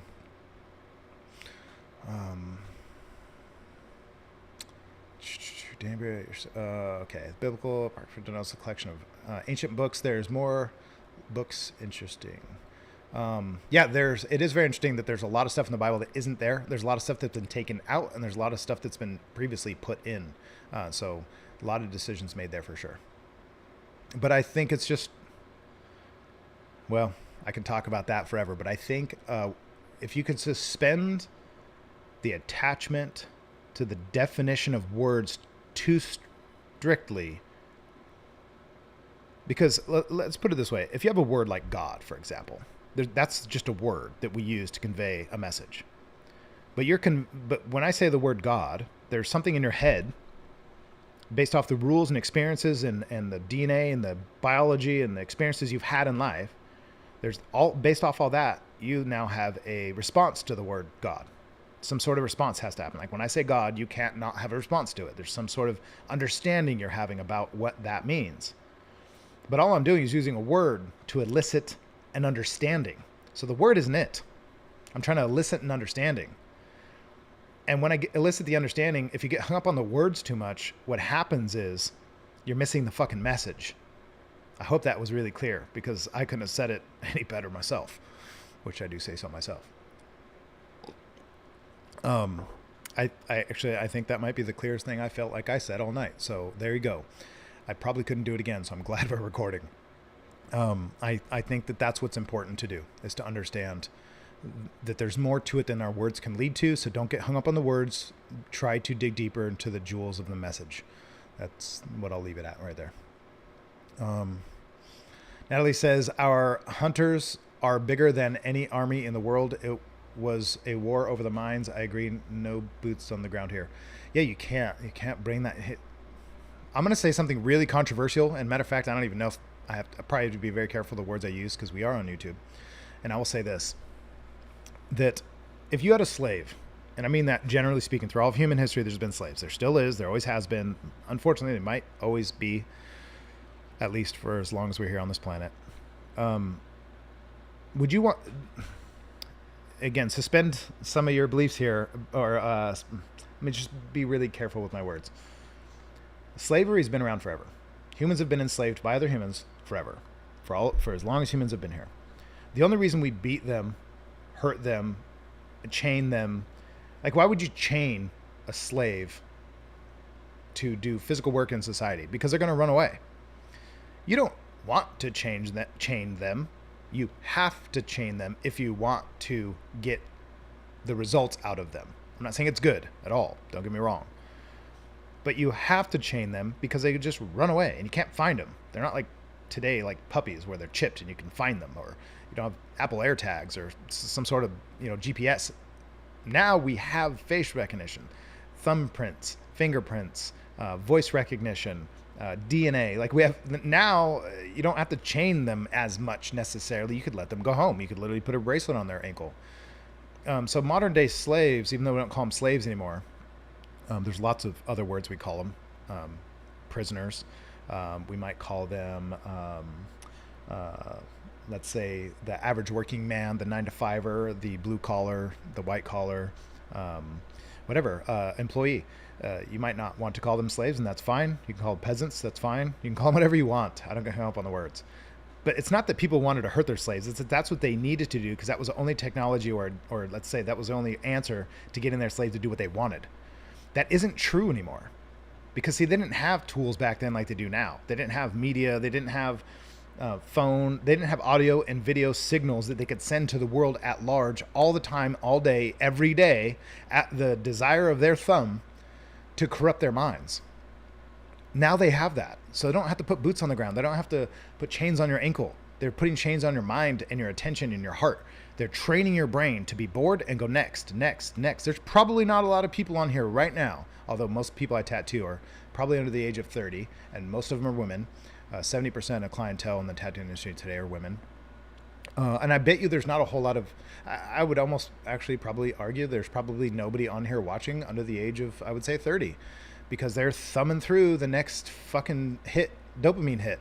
And they've enslaved us now through our fucking minds. And that is the war in which we're in. And it's going to be so hard because you might have warriors with guns. We might have the biggest military. We might have all the men in the world with, we have more guns in this country than we do people. We have the biggest, strongest fighting military force in the history of mankind. We outshine the Spartans. We outshine the Romans. We outshine everybody in almost every way, militarily speaking. Yet here we are, being totally destroyed from the inside out, shackled with our hearts and our minds, thinking, oh, we got our gun. Your guns aren't going to help you on this war. I'm not saying get rid of them. Keep them. Because it might come to that one day in a primitive sense. But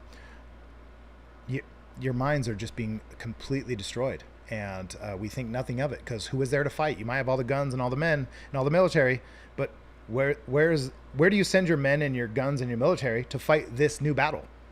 How do you use the military to fight this new mental, emotional, spiritual battle, you don't. And that's why it's working, and that's why it's destroying us, because what do you fight? What do you physically go fight? There's nothing, the dragons you're slaying now aren't physical. They're not real. They're not in the real world. You can't use your guns and your axes and your knives and your bows. You have to use your mind, you have to use your heart, and you have to use intention, and you definitely have to tap into God. You're not going to do it without that. It's not going to be possible. You're going to be lost in the weeds and part of the program, unfortunately, and that's not going to work out for you, for all of us. And it's inevitable that it has to work this way. We're going to have to find our truth again, for sure.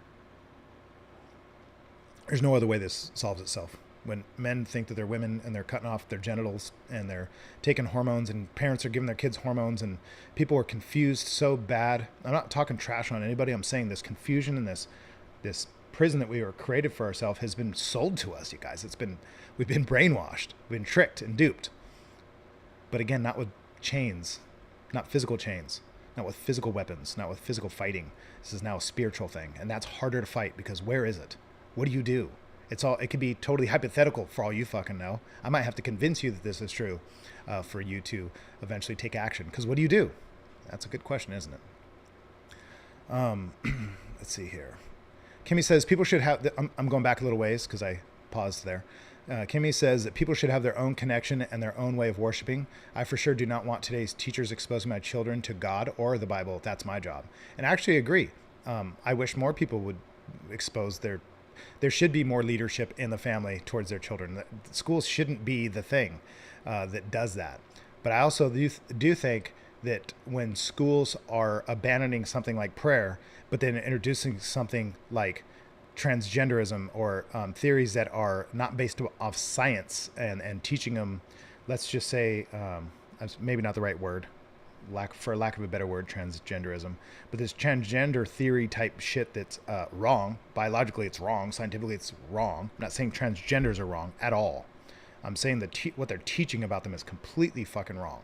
And it's, even if it wasn't wrong, it's not the school's place. So whether you take God out and then put this other thing in, I do believe that the school should stay neutral and just teach us reading, writing, arithmetic, and leave it to the parents. But the parents are going to have to fucking step up and do their job, because today's world, they don't. They give them the fucking iPad and they sit them down and they just let them be good little boys and little girls and raise them to be pretty fucking worthless, unfortunately, today. Their skill levels are just diminishing massively, and that's not going to be good for our current or future time. It's going to be very hard. Okay, I got a little behind, guys. I apologize. I'm going to catch up now. So I got another from Dominguez, Joshua the tattoo artist and Joshua the head of a family man. How does he meet to both roles high expectations? Joshua the tattoo artist and Joshua the head of a family. How does he meet both roles with high expectations? That's a really good question. And I apologize, guys. I'm a little behind, but I want to get to these. Well, they're the same thing. You're saying, how does Josh the tattoo artist and Joshua the head of a family meet both roles with high expectations?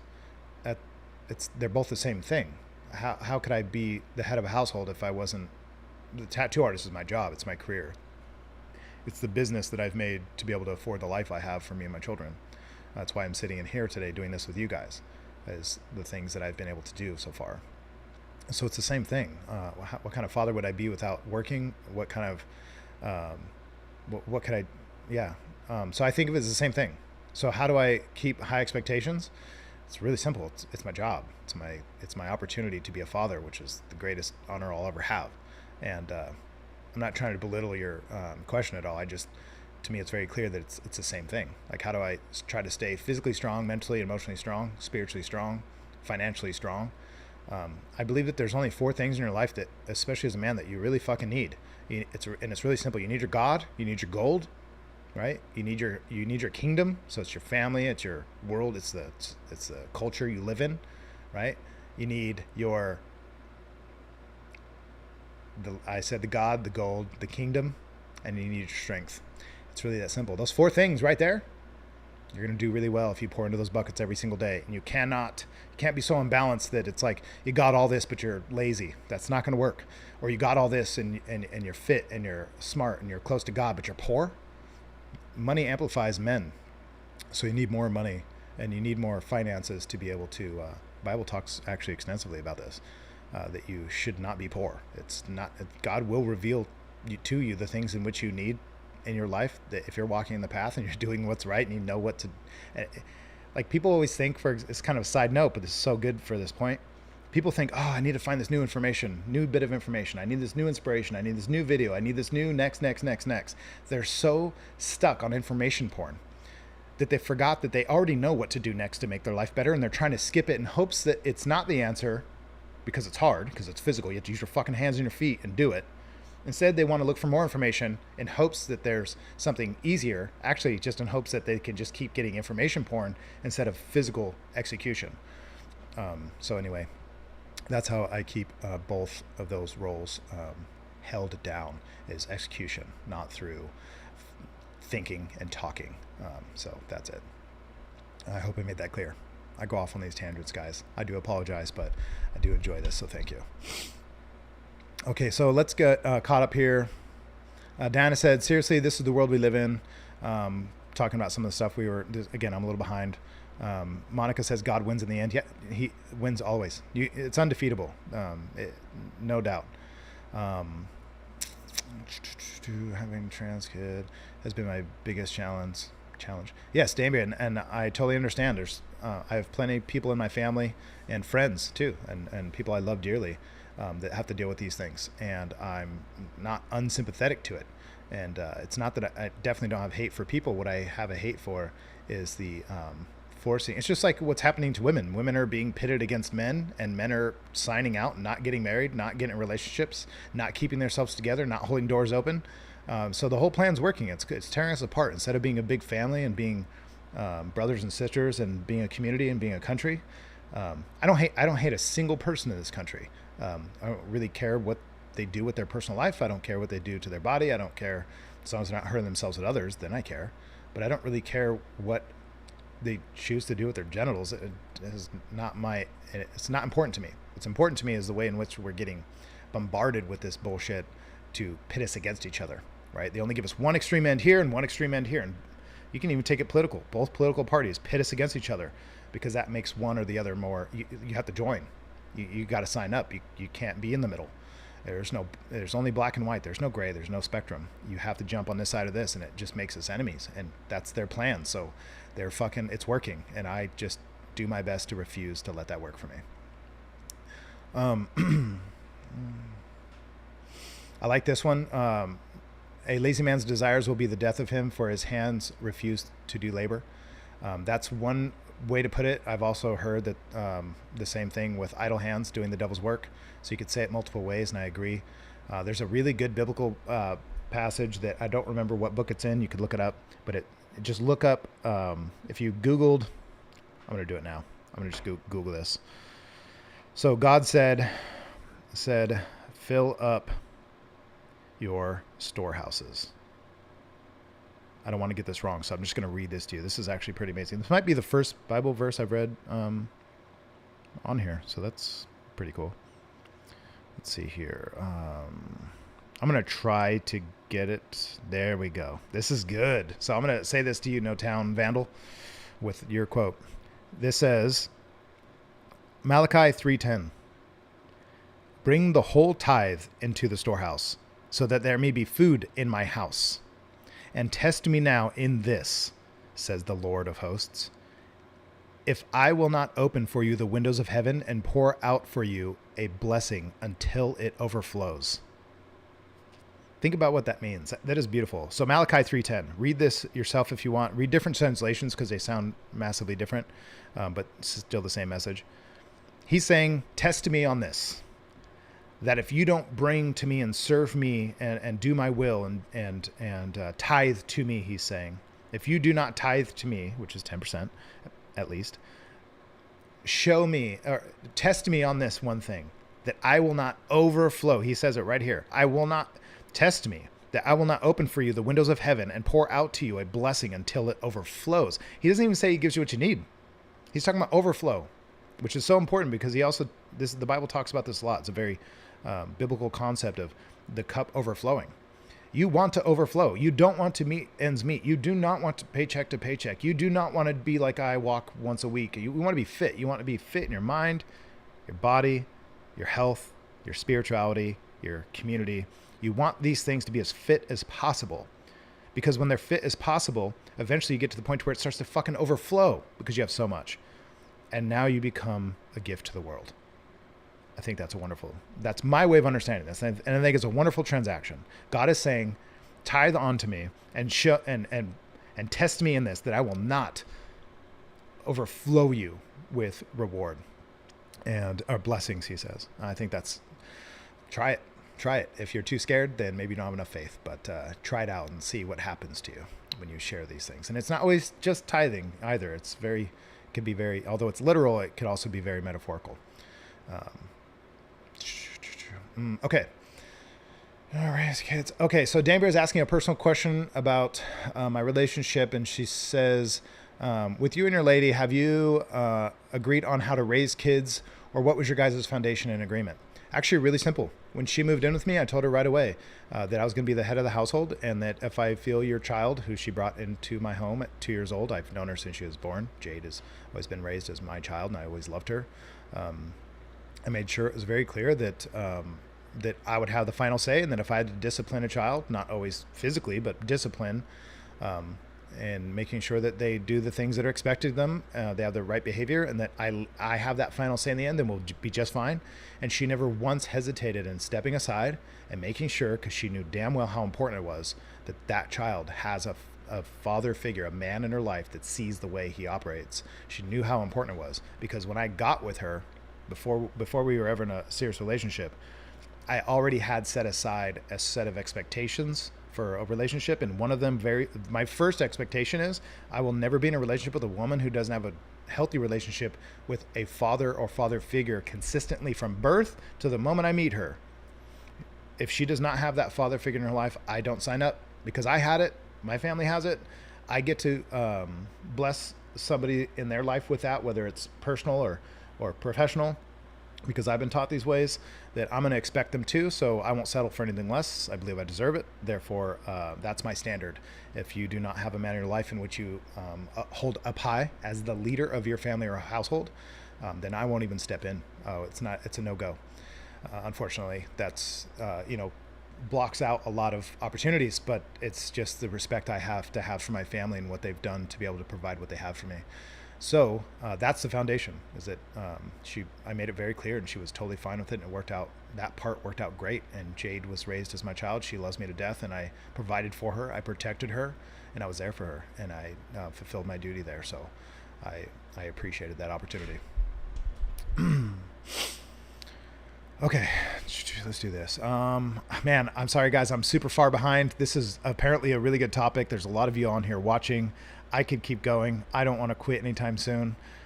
So if I start seeing you drop off, I understand. I've had you guys on for now an hour and a half, and I fucking appreciate it. This is great. Jason is on here. Jason, thanks for joining us.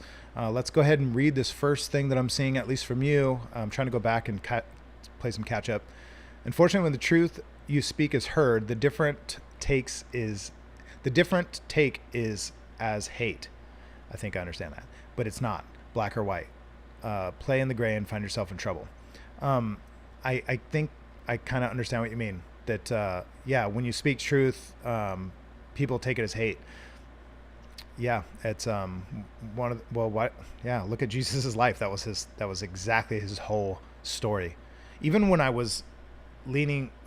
considered myself an atheist in the past, it's so ironic to me, looking back now, that the things I've learned from being out lost in the desert, metaphorically and literally, is that the story of Jesus always touched me, even as a kid. That mattered so much, even when I wasn't a believer, if you will.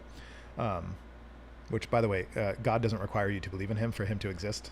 He either exists or not, and I think because there is a God, that really doesn't require your belief in him for him to exist.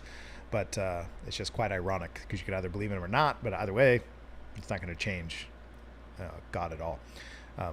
But side note, What's interesting, though, is Jesus' whole life was exactly that, speaking the truth, and he was ridiculed for it all the way to the end. That's exactly why they killed him. They killed him because he would not denounce his faith to God. He would not denounce that he was the Son of God or the Son of Man even. He believed he was the Messiah. He was the Messiah, and they killed him for that because they thought it was blasphemy. So all the way to the end, he believed in it, was ready to be killed for it.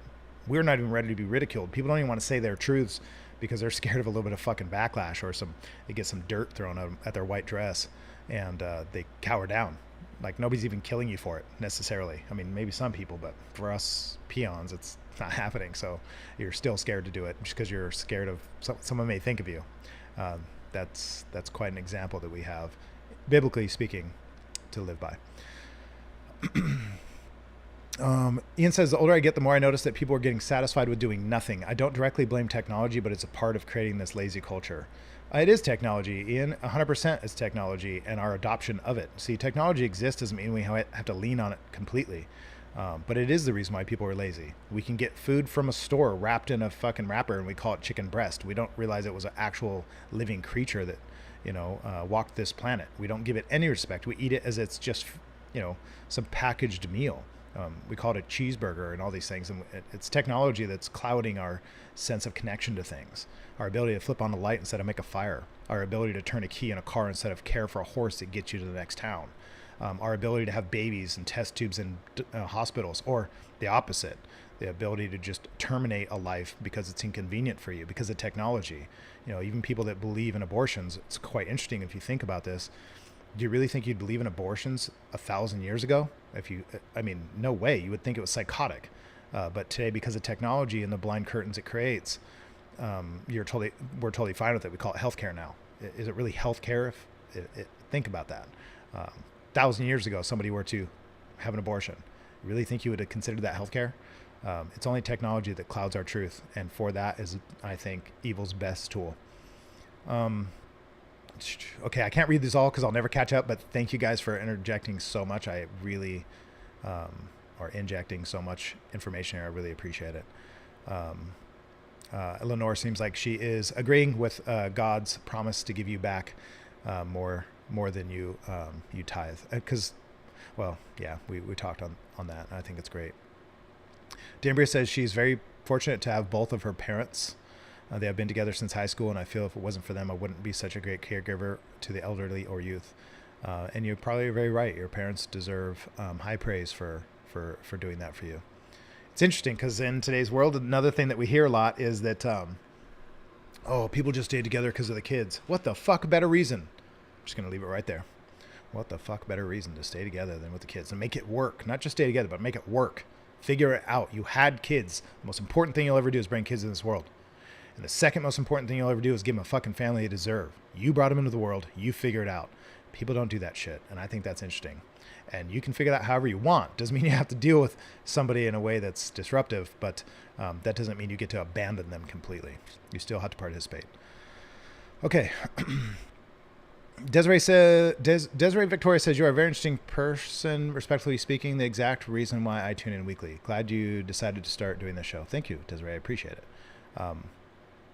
I like being called interesting because I think life is very interesting, and I use the word interesting a lot, and I appreciate that. Rochelle says, I thought I was agnostic for a while to realize later that I've always had a personal close relationship with what some consider God or cosmos or universe. That's when I realized. Continued. I think we have to get lost in the desert for us to come back, guys. That's just, man, you got to be tested. You got to be pushed to. I do believe God needs warriors, and he's going to test you. And signing up to be a warrior doesn't mean you sign up and you get just to claim this badge of honor. You now get to work, and it's very fucking hard. So he has to really test you. And Rochelle, I believe that you're one of these people. He really has to test you to see if you can actually bring his light into the world. And again, use whatever words you like. I think God's the most universal one for us to understand, unarguably. So I use that confidently now, and I can say that if he needs the type of work to get done that today is necessary for us to get onto some sort of, let's say, better path, more holistic path in a healthy way for us as humans on this planet, we're gonna need to figure this shit out. And I think we're far off from it right now, but there's changes a brewing. So, yes, I'm with you on that. Okay. Okay. So then she says, that's when I realized that I had been trying to convince myself of something that didn't resonate with me. Faith resonated with me, so I accepted. Damber says, and if anybody doesn't want their kids, I'll take them. I want them all. Wouldn't it be great if we could do that? I mean, people do their best, and I know a lot of people who adopt. I know a lot of people who foster. I know it's not easy. It's very hard, and but I do think it's wonderful. And it is unfortunate it has to happen, but it is reality. So thank you to the people who do that, and to the parents who raise their own children, which is great, both mother and father, whether you're together or not in the same home, living together or whatever, in a committed monogamous relationship, whether you're doing that or not, by parenting together and raising a family, making sure that child has both parents is so fucking special. So special. If we knew how special it was as a society, we would not be acting like we do today. We would not be saying or doing the things we're doing today at large. We would be acting much different. Okay. Dominguez is saying, what do you find funny but most people don't? ? Let's see you smile now. What do I find funny that most people don't? My own jokes. Me. I find myself really fucking funny. I think I'm the funniest person I've ever met, to be honest with you. But most people don't. And I'm totally fine with that. And it makes me laugh because they stare at me like a deer in the headlights. It happened to me today. I was surrounded by everybody from the shop was here in the studio. We were taking photos. I was saying jokes, and they just looked at me like I was crazy. And totally fine with it, because to me, it's fucking funny. I often have people laugh at me more because of what I'm laughing at, the way I'm laughing at something, than the thing that I'm laughing at. Yeah, it's very much Inception. Brody Jade says, you remind me of Danbury. You remind me of my mom. My friends consider my mom their mom. She would keep them all. I've met plenty of people like this, and they're very wonderful people. First person I can think of is Mrs. Loney. She's in Oregon. I loved her to death, and she was just wonderful. She, for the most part, accepted me into her home very often, even if I snuck in, because her sons were my best friends, and they showed me nothing but love and consideration. They were wonderful. I always made sure to carry Miss Loney. I was 14, 15. I was always making sure to carry Miss Loney's groceries in when she would come home in the middle of the day with groceries. I would bring those groceries from that trunk into my house. I'd carry 3 or 4 bags in each hand, just struggling, feeling the burn in my forearms. But I said, I'm going to carry all these because I want some of these. I want her to make some really cool shit out of this, and I'm going to want some of it. So if I do that, I'm going to have to participate. So thank you, Miss Loney, for that. Natalie says she finds it hilarious when people stub their toe on coffee tables. Okay, that sucks, but I'm glad I don't have a coffee table, actually, at all. That's great.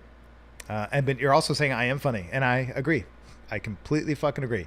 You know what? As a matter of fact, that's probably the smartest thing anybody said all night. You are right, Danbury. It's the truest thing uttered tonight.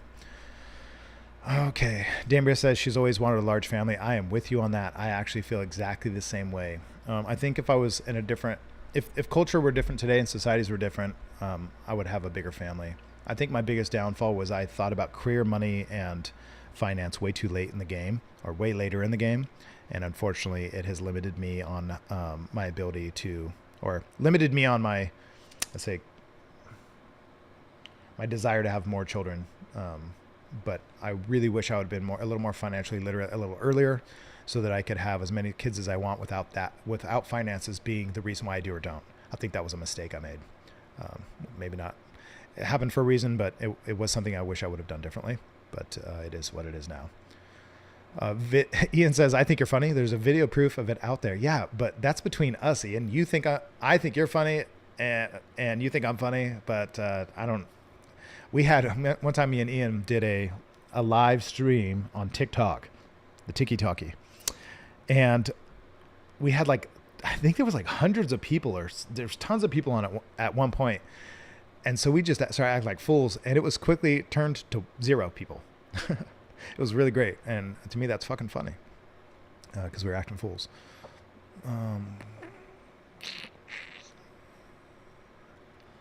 Okay, I don't exactly some of the stuff you guys write. Maybe it's just my inadequacies here, but I don't always follow, so I apologize. Yes, Ian, you're exactly right. TikTok did not find us funny. Damber says, if nothing else, Brody, there's always teens that need a loving home. They just need a good teacher and love.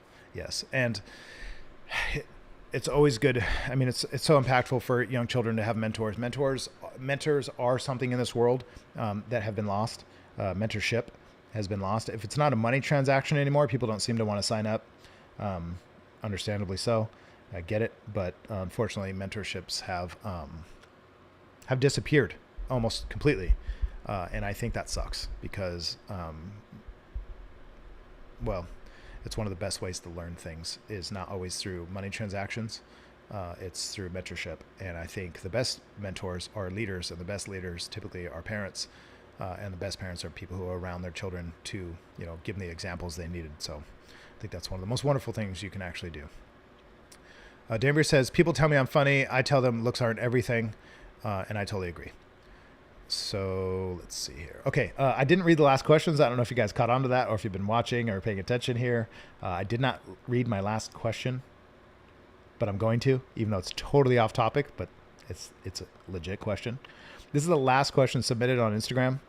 So thank you for these questions, guys. I appreciate it always. Naturally speaking, I like to talk. So the more you give me to talk about, the better. This last question is, if you could change one thing about your van, what would it be? So if you guys don't know, I built a huge van into an RV, essentially. It's like my camping. I've been dreaming about having this van since I was young, since I was a kid, actually. And well, I imagined it like a retro van back then because it was the 80s. But now that I'm an adult, it's a 2000s van. But if there's something I could change about it, since I already turned it into an RV, it's already off-road capable. It's really badass. I could live in it. It's wonderful. If there's one thing I could change about it, it's a toss-up between painting it army green, like a drab green, like a forest, just neutral, flat green, so it blends in when I'm in the woods. I don't want to see this big white service van. I'd like it to just kind of blend in so it doesn't feel distracting. Or it would be a diesel. It would be a E450. That's what I would change. And if I could change both, fuck it, I'm going to take two. She said if I could change anything about my van, what would it be? It'd be an E450, and it would be army green. That's what I would change. Other than that, though, she's awesome, and I appreciate her every time I turn her on, and she fucking runs like a champion. So, yeah, I dig that. So she definitely has not let me down yet. Let me take a look here. Okay. All right, guys, there's a bunch of questions that were submitted by a loyal, wonderful person on the interwebs who sends me lots and lots of options for questions that there's no way I could get to in one episode, considering it's already been almost 2 hours, and this is a whole nother episode's worth of questions, so I won't be able to get to them all. But I am going to do my best to do like a rapid fire, just so I can not completely leave her hanging. Little clue, she's actually watching right now. Okay, you can admit it if you want, but here we go. I'm going to rattle some of these off. What was the hardest task you had when you opened your shop? The hardest task that I had when opening the shop has to be the physical labor of getting it up to code, prepared, and up to my own personal artistic standard to create an environment that's what I need to be the artist that I am. I had to create it my way and to also be to code while also working all day to be able to pay for said remodels.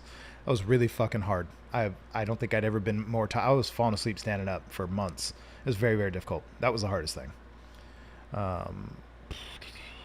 And the next question is, how did you pick out your look for your new studio? Man, how did I pick it out? How did I pick it out? Cigar lounge.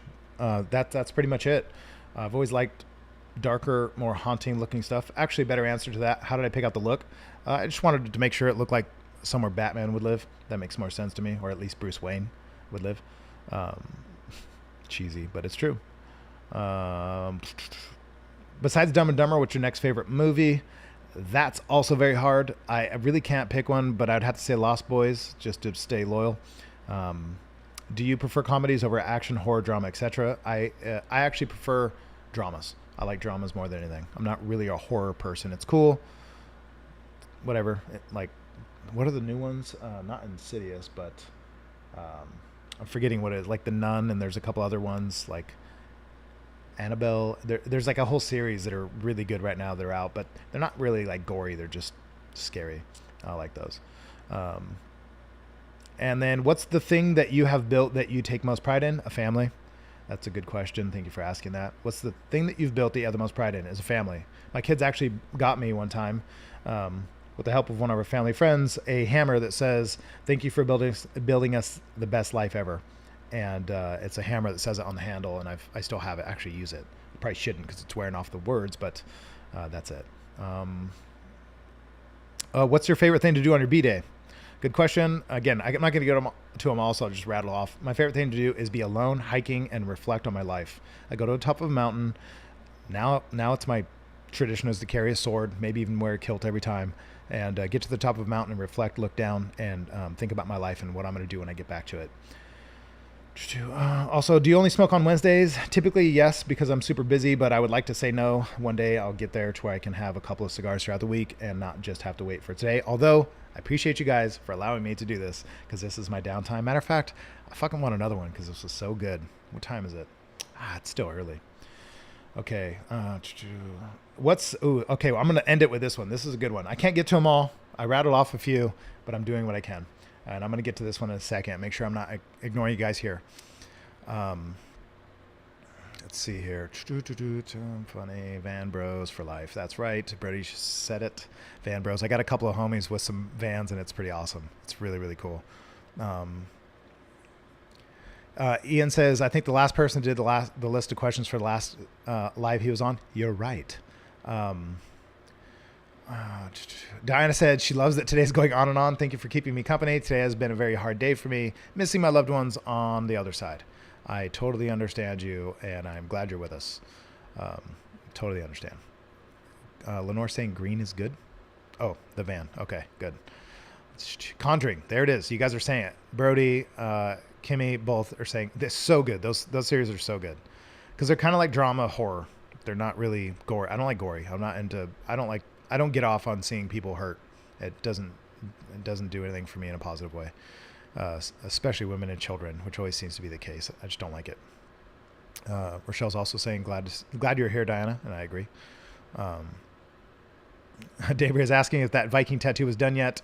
Yeah, it is, but I'm going to wait for it to be healed to really reveal it because it's badass. And then you said, oh, fuck.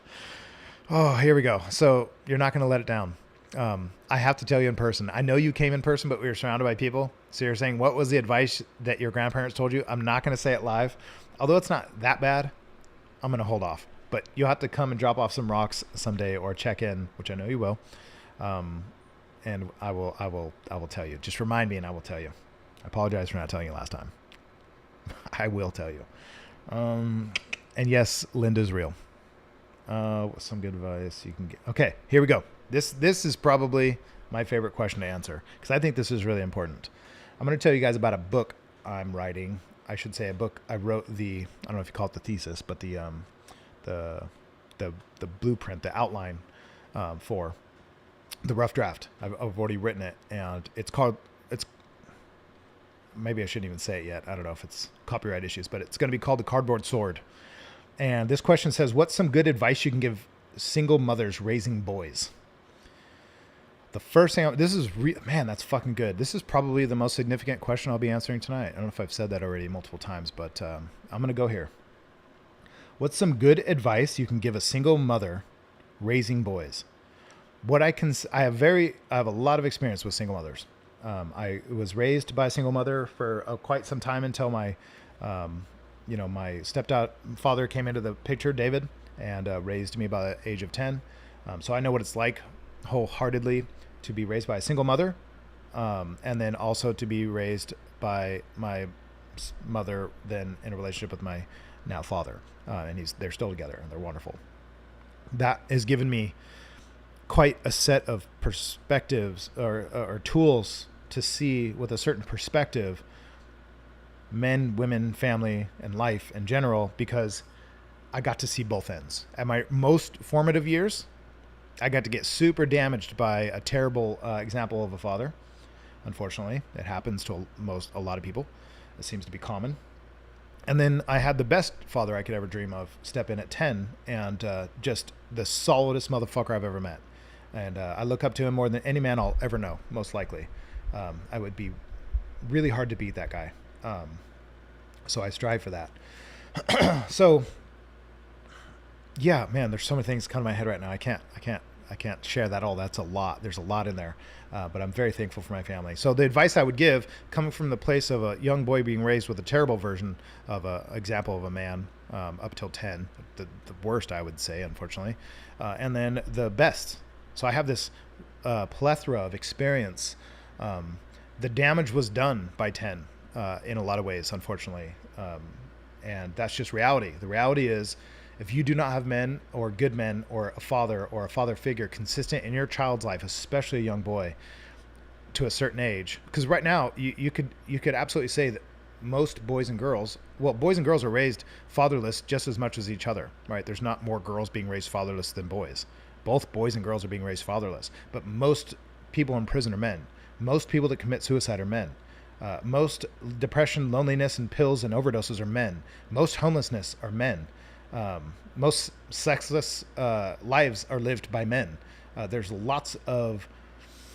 so much there, and the majority of American families now are being raised fatherless, and the father's being destroyed. So the advice that I would give single mothers raising boys is simple: get a fucking man around that kid.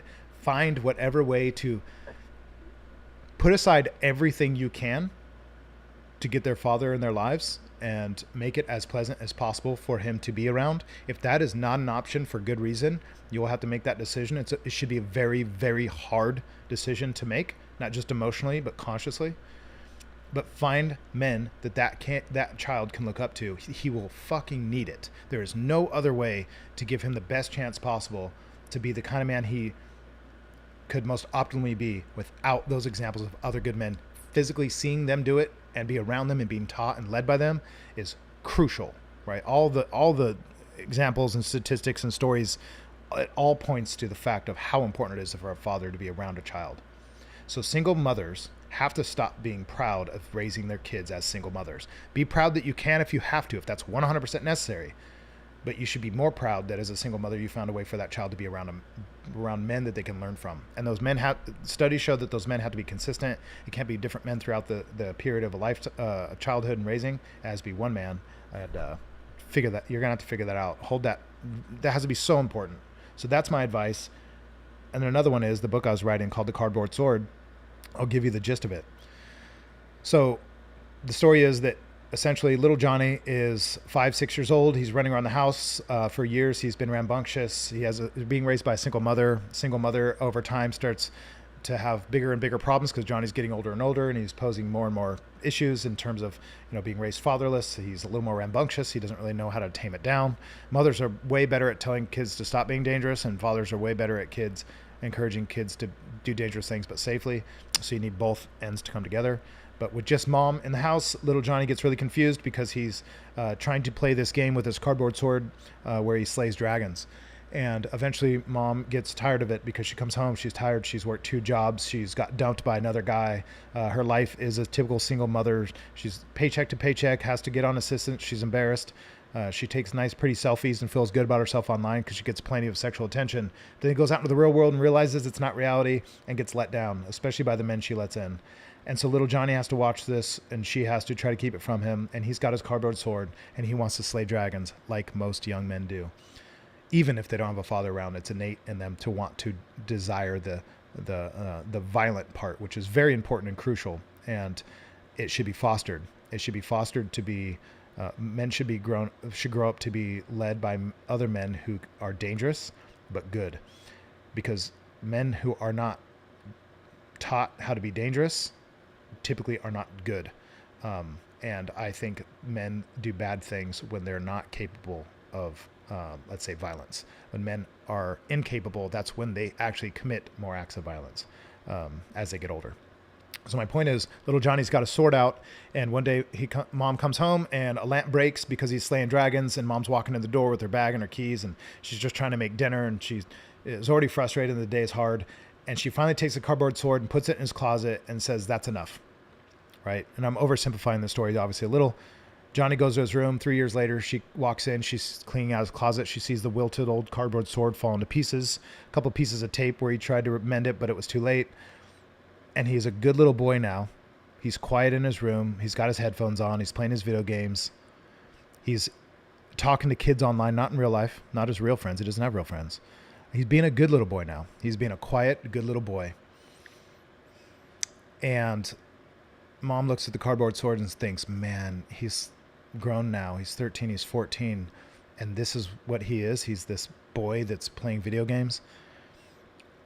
And she feels this pit in her stomach, and she grabs a cardboard sword and she goes in the kitchen and she reinforces it, makes it better. It's taped up. It's got, she puts a couple sticks in it and tapes it to it, makes it a little more robust.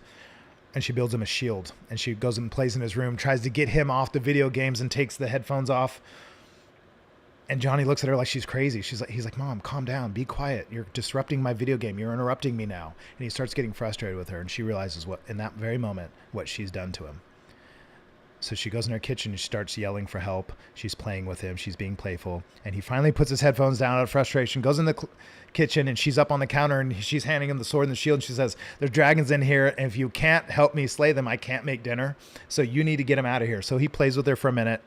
And before you know it, it becomes a thing that they do. And she allows him to continue slaying dragons because she realizes how important it is for him in his life as he grows older to be able to do so. Because real life does pose real fucking dragons. And we need men who can slay them. Both literal dragons, emotional and spiritual dragons, financial dragons. They're all over the place, and we should be encouraging it. So that's my story. That's the cardboard sword. It's actually going to be really short, and it's a kid's book. So there you go. I hope you guys stayed with me on that because I got into it, if you couldn't tell. Okay. Let's go here. So also, Dominguez is asking, do you want more children? I would love to have more children. I am getting older. The opportunity isn't necessarily closing, but my desire to have them will be fading fast. But I would love to have a huge family. I think it would be awesome. Monica saying, wish more men had your integrity. I'm just lucky that I had men around that I can look up to. By no means am I perfect or an ideal, but I'm always reaching for the ideal of what a man could be. So I appreciate your kind words. I appreciate it a lot. Again, catching up to some of these questions. Important. Okay. Lenore says it's important for a father figure to be in a kid's life, not only boys, but girls as well. And you're absolutely right that it is absolutely important. But the reason I point out for young boys that need their fathers so much is because of how bad they're falling apart in society and how much havoc they wreak on society when they're not raised by men. Obviously, there's a detriment to women as well, but the thing that's different about a man and a woman being raised by either a man or a woman is, again, like I said earlier, women come into the world by the thing in which the thing that brought them into the world is the thing they need to be. So they get that signal, they get that transaction, they know what they are. Boys are not like that. When they get brought into the world also by mother, they realize they're not sister. They're not like sister. Everybody who has kids knows this. They look down and they go, I'm not like her. What is this? What is that? They have these questions, right? Little girls aren't in that same situation where they have to look to a man to understand who they are. Now, there's some exceptions to this to some degree, but men don't know what to become if they don't have the examples. All children are born of women, so girls get to at least be born of the thing in which they need to become. Boys today are not. That's not happening. That is not reality for them, so they need that example. It's very crucial. But yes, it's very hard on all people, the man, the woman, the child, the family, the community. It's detrimental to everybody to not have good fathers and mothers around in every way. Damber says she agrees real men are needed. I appreciate Josh for his beliefs. He is a great example of what the world needs nowadays. Real men are needed. Just men in general are needed. Men are always needed. As a matter of fact, they're always... This is a crazy picture to paint today because fatherhood's under attack. But what's crazy about men is we have plenty of them. They're all over the place, and they're doing amazing things all the time. They're keeping our roads safe. They're keeping our schools, for the most part, safe. They're keeping our communities. I mean, who do you think's building things, drilling for oil, keeping your car fixed, fixing your sink? It's men. They're still doing it. It's just blind. Like, to Ian's point earlier, technology blinds us from reality. Unfortunately, the more technologically advanced something gets, the more blind we are to the reality. And people think we need better men today. The truth is we have badass motherfuckers out there keeping the shit down. You're warm, you're cozy, you're fed, you can get from point A to point B, you're healthy, you can get your prescriptions. I promise you all your inventions and all the things you're relying on right now structurally has been engineered, thought of, dreamt of, and maintained by men today. It is already working.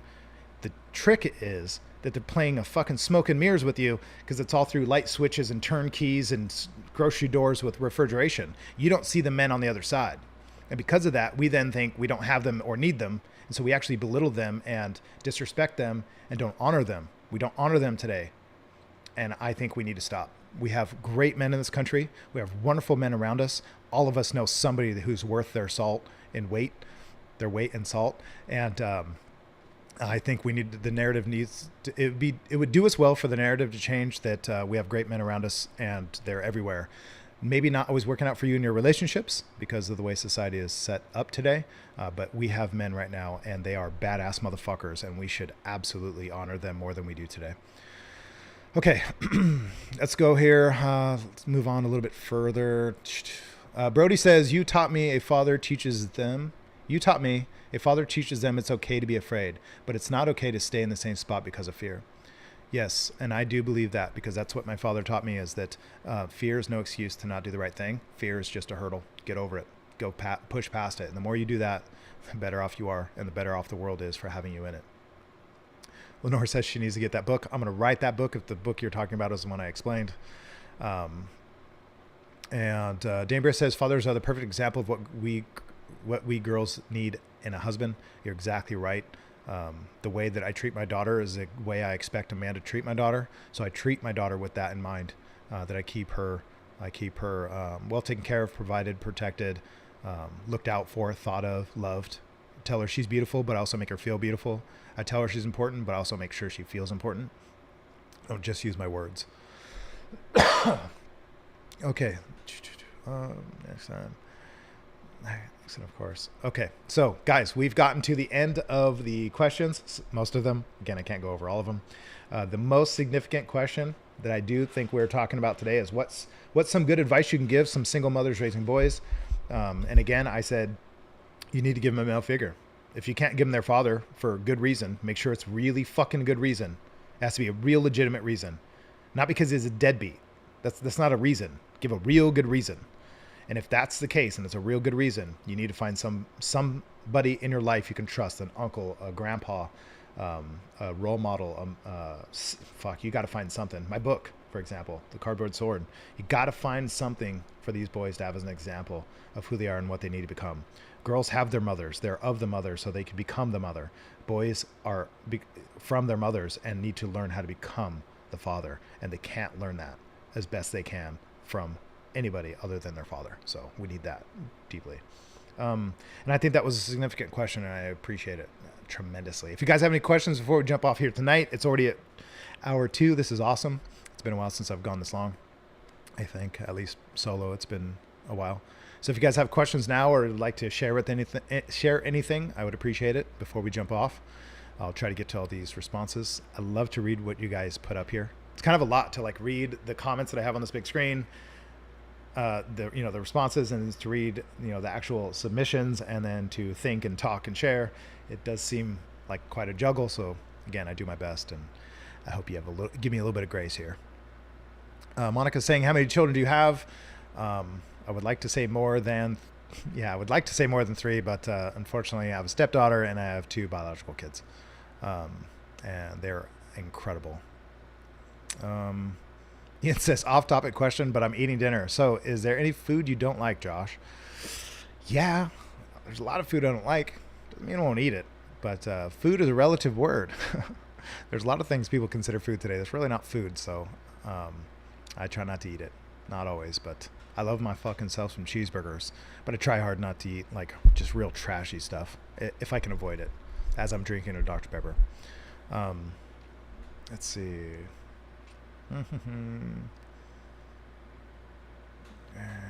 Damebeer says, and don't give them any male figures. These guys will do and say anything to get in your pants. That is true for some guys, and you got to stop finding those dudes. There's a lot of us out there that are not that way. There's definitely men out there who are not that way. But I don't know if you're what that is in response to necessarily. Kenneth, what's up? Kenneth's on here. We're gonna give him a nice little party noise because I don't think I've ever seen you on here. So what's up, Kenneth? Thanks for being on here. Where do you find your helmets? You know what? I haven't bought a helmet in a really long time. I used to go to Cycle Gear. That's where I'd buy my helmets because you have to try them on. I got a big fucking head, and if you got a big head like me, and I know you do, then that sounded dirty, but I know that Kenny's head is huge, and so is mine. You got to try them on, dude, and try them on like you do boots. Put it on in the store and put it on, and then get on your phone or talk to somebody and text. Give it some time. Wear it for a few minutes before you can tell whether or not it fits your head. Don't just get into a relationship with a helmet too soon. You got to hold hands first. You got to woo it. You got to talk to it. Simmer with it a little bit. You just go all in and just, buy it. You don't even know if it fits yet. It might hurt you. Okay, Danbury, I like this. No sex or kissing before 3 months of dating. Ladies, don't be fooled. 3 months is a very short amount of time. I would say you might want to rethink that number. Whatever. I think as a father, I think about my daughter, and I would think about what I would say to her. I would say 3 months is nothing, and that is definitely not adequate. So yeah, men aren't fooling. I mean this to be rude, but men aren't fooling you. You've fooled yourself if they're getting you before that. That's not them. That's not them tricking you. That's a standard you need to change for yourself. For any women in general, that is not a lot of time. Oh, Diana, yes, I agree. That all sounded wrong. Totally fine with it. Let's see here. So good for you. Kimmy, are you staring at Kenneth at this moment? Is that why you're saying this? Okay, let's go here. So guys, this is hour 2. Again, I didn't get to all of the questions. It would, you could tell, take a long time. It would double this hour. It'd be 4 hours. But I appreciate you guys. I love seeing you on here. I got to enjoy I actually didn't even put it down because that thing's fucking amazing. I want another one. I hope you guys enjoyed the set. I know you mentioned it earlier, but I did a lot of work to get this place ready. Matter of fact, I think I can kind of show you a little bit more. Well, I guess that's it. Let's go this way. It's backwards. This is pretty cool because eventually I would like to have, in these seats, I would like to have microphones set up so that me and multiple people, or just myself, can actually be relaxing while doing this. And this will be the space we do it in. And I also have a couple other spaces actually that are available next to me that also can be sets for this or photography like I used today. But it's a lot of fun, and I appreciate you guys for being here. I hope you liked everything we talked about. If you didn't, then feel free to join us again. I am not opposed to opposing views. I am super into people having opposing views as long as you're respectful. I won't tolerate people who aren't, but I love opposing views. So if you agree or disagree, I'm super interested in that stuff. I obviously don't always just agree with you. I'm not necessarily an agreeable person. I like to be argumentative, but for usefulness sake. So anyway, keep that in mind, guys. If you have opposing views or things you want to bring up or talk about, that's what this is for. There's lots of new news, as a matter of fact, that I could bring up tonight, but because it's been hour 2 already, I'm going to go ahead and cut it short there, and we'll get to it next time. I'm going to try to make sure I always get to your guys' comments, try to get to your questions best I can. Eventually get to the point where I'll have to pick and choose what questions those are, like tonight, but either way, just know I appreciate it. Okay.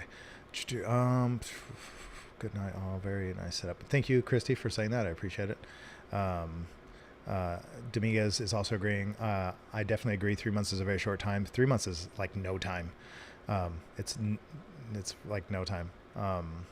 Brody Jade, thanks for joining me, and thank you for letting me be part of your day. I appreciate you. Ian, have a good night as well, and I appreciate you. And I'm glad that you're in Hawaii, in paradise, and reporting from the other side, at least deep into the Pacific. Let's see here. Little studio. Have a great evening, everyone. All right. So, guys, thank you very much. I got your comments. I got to the responses, and I had a great time. I enjoyed a cigar. I finished my drink. And I hope you guys have a wonderful night. As always, I appreciate you. This is episode 48. We're almost at 50. I got to do something special. Don't know what yet. This is Joshua A. Farmer reporting from the other side. That you've watched Artistic Freedom Q&A episode 48. Thank you for joining in. Tell Linda if you see her that I'm thinking about her. You guys are awesome. Have a good night. I'll see you next time. Next Wednesday, you know what to do.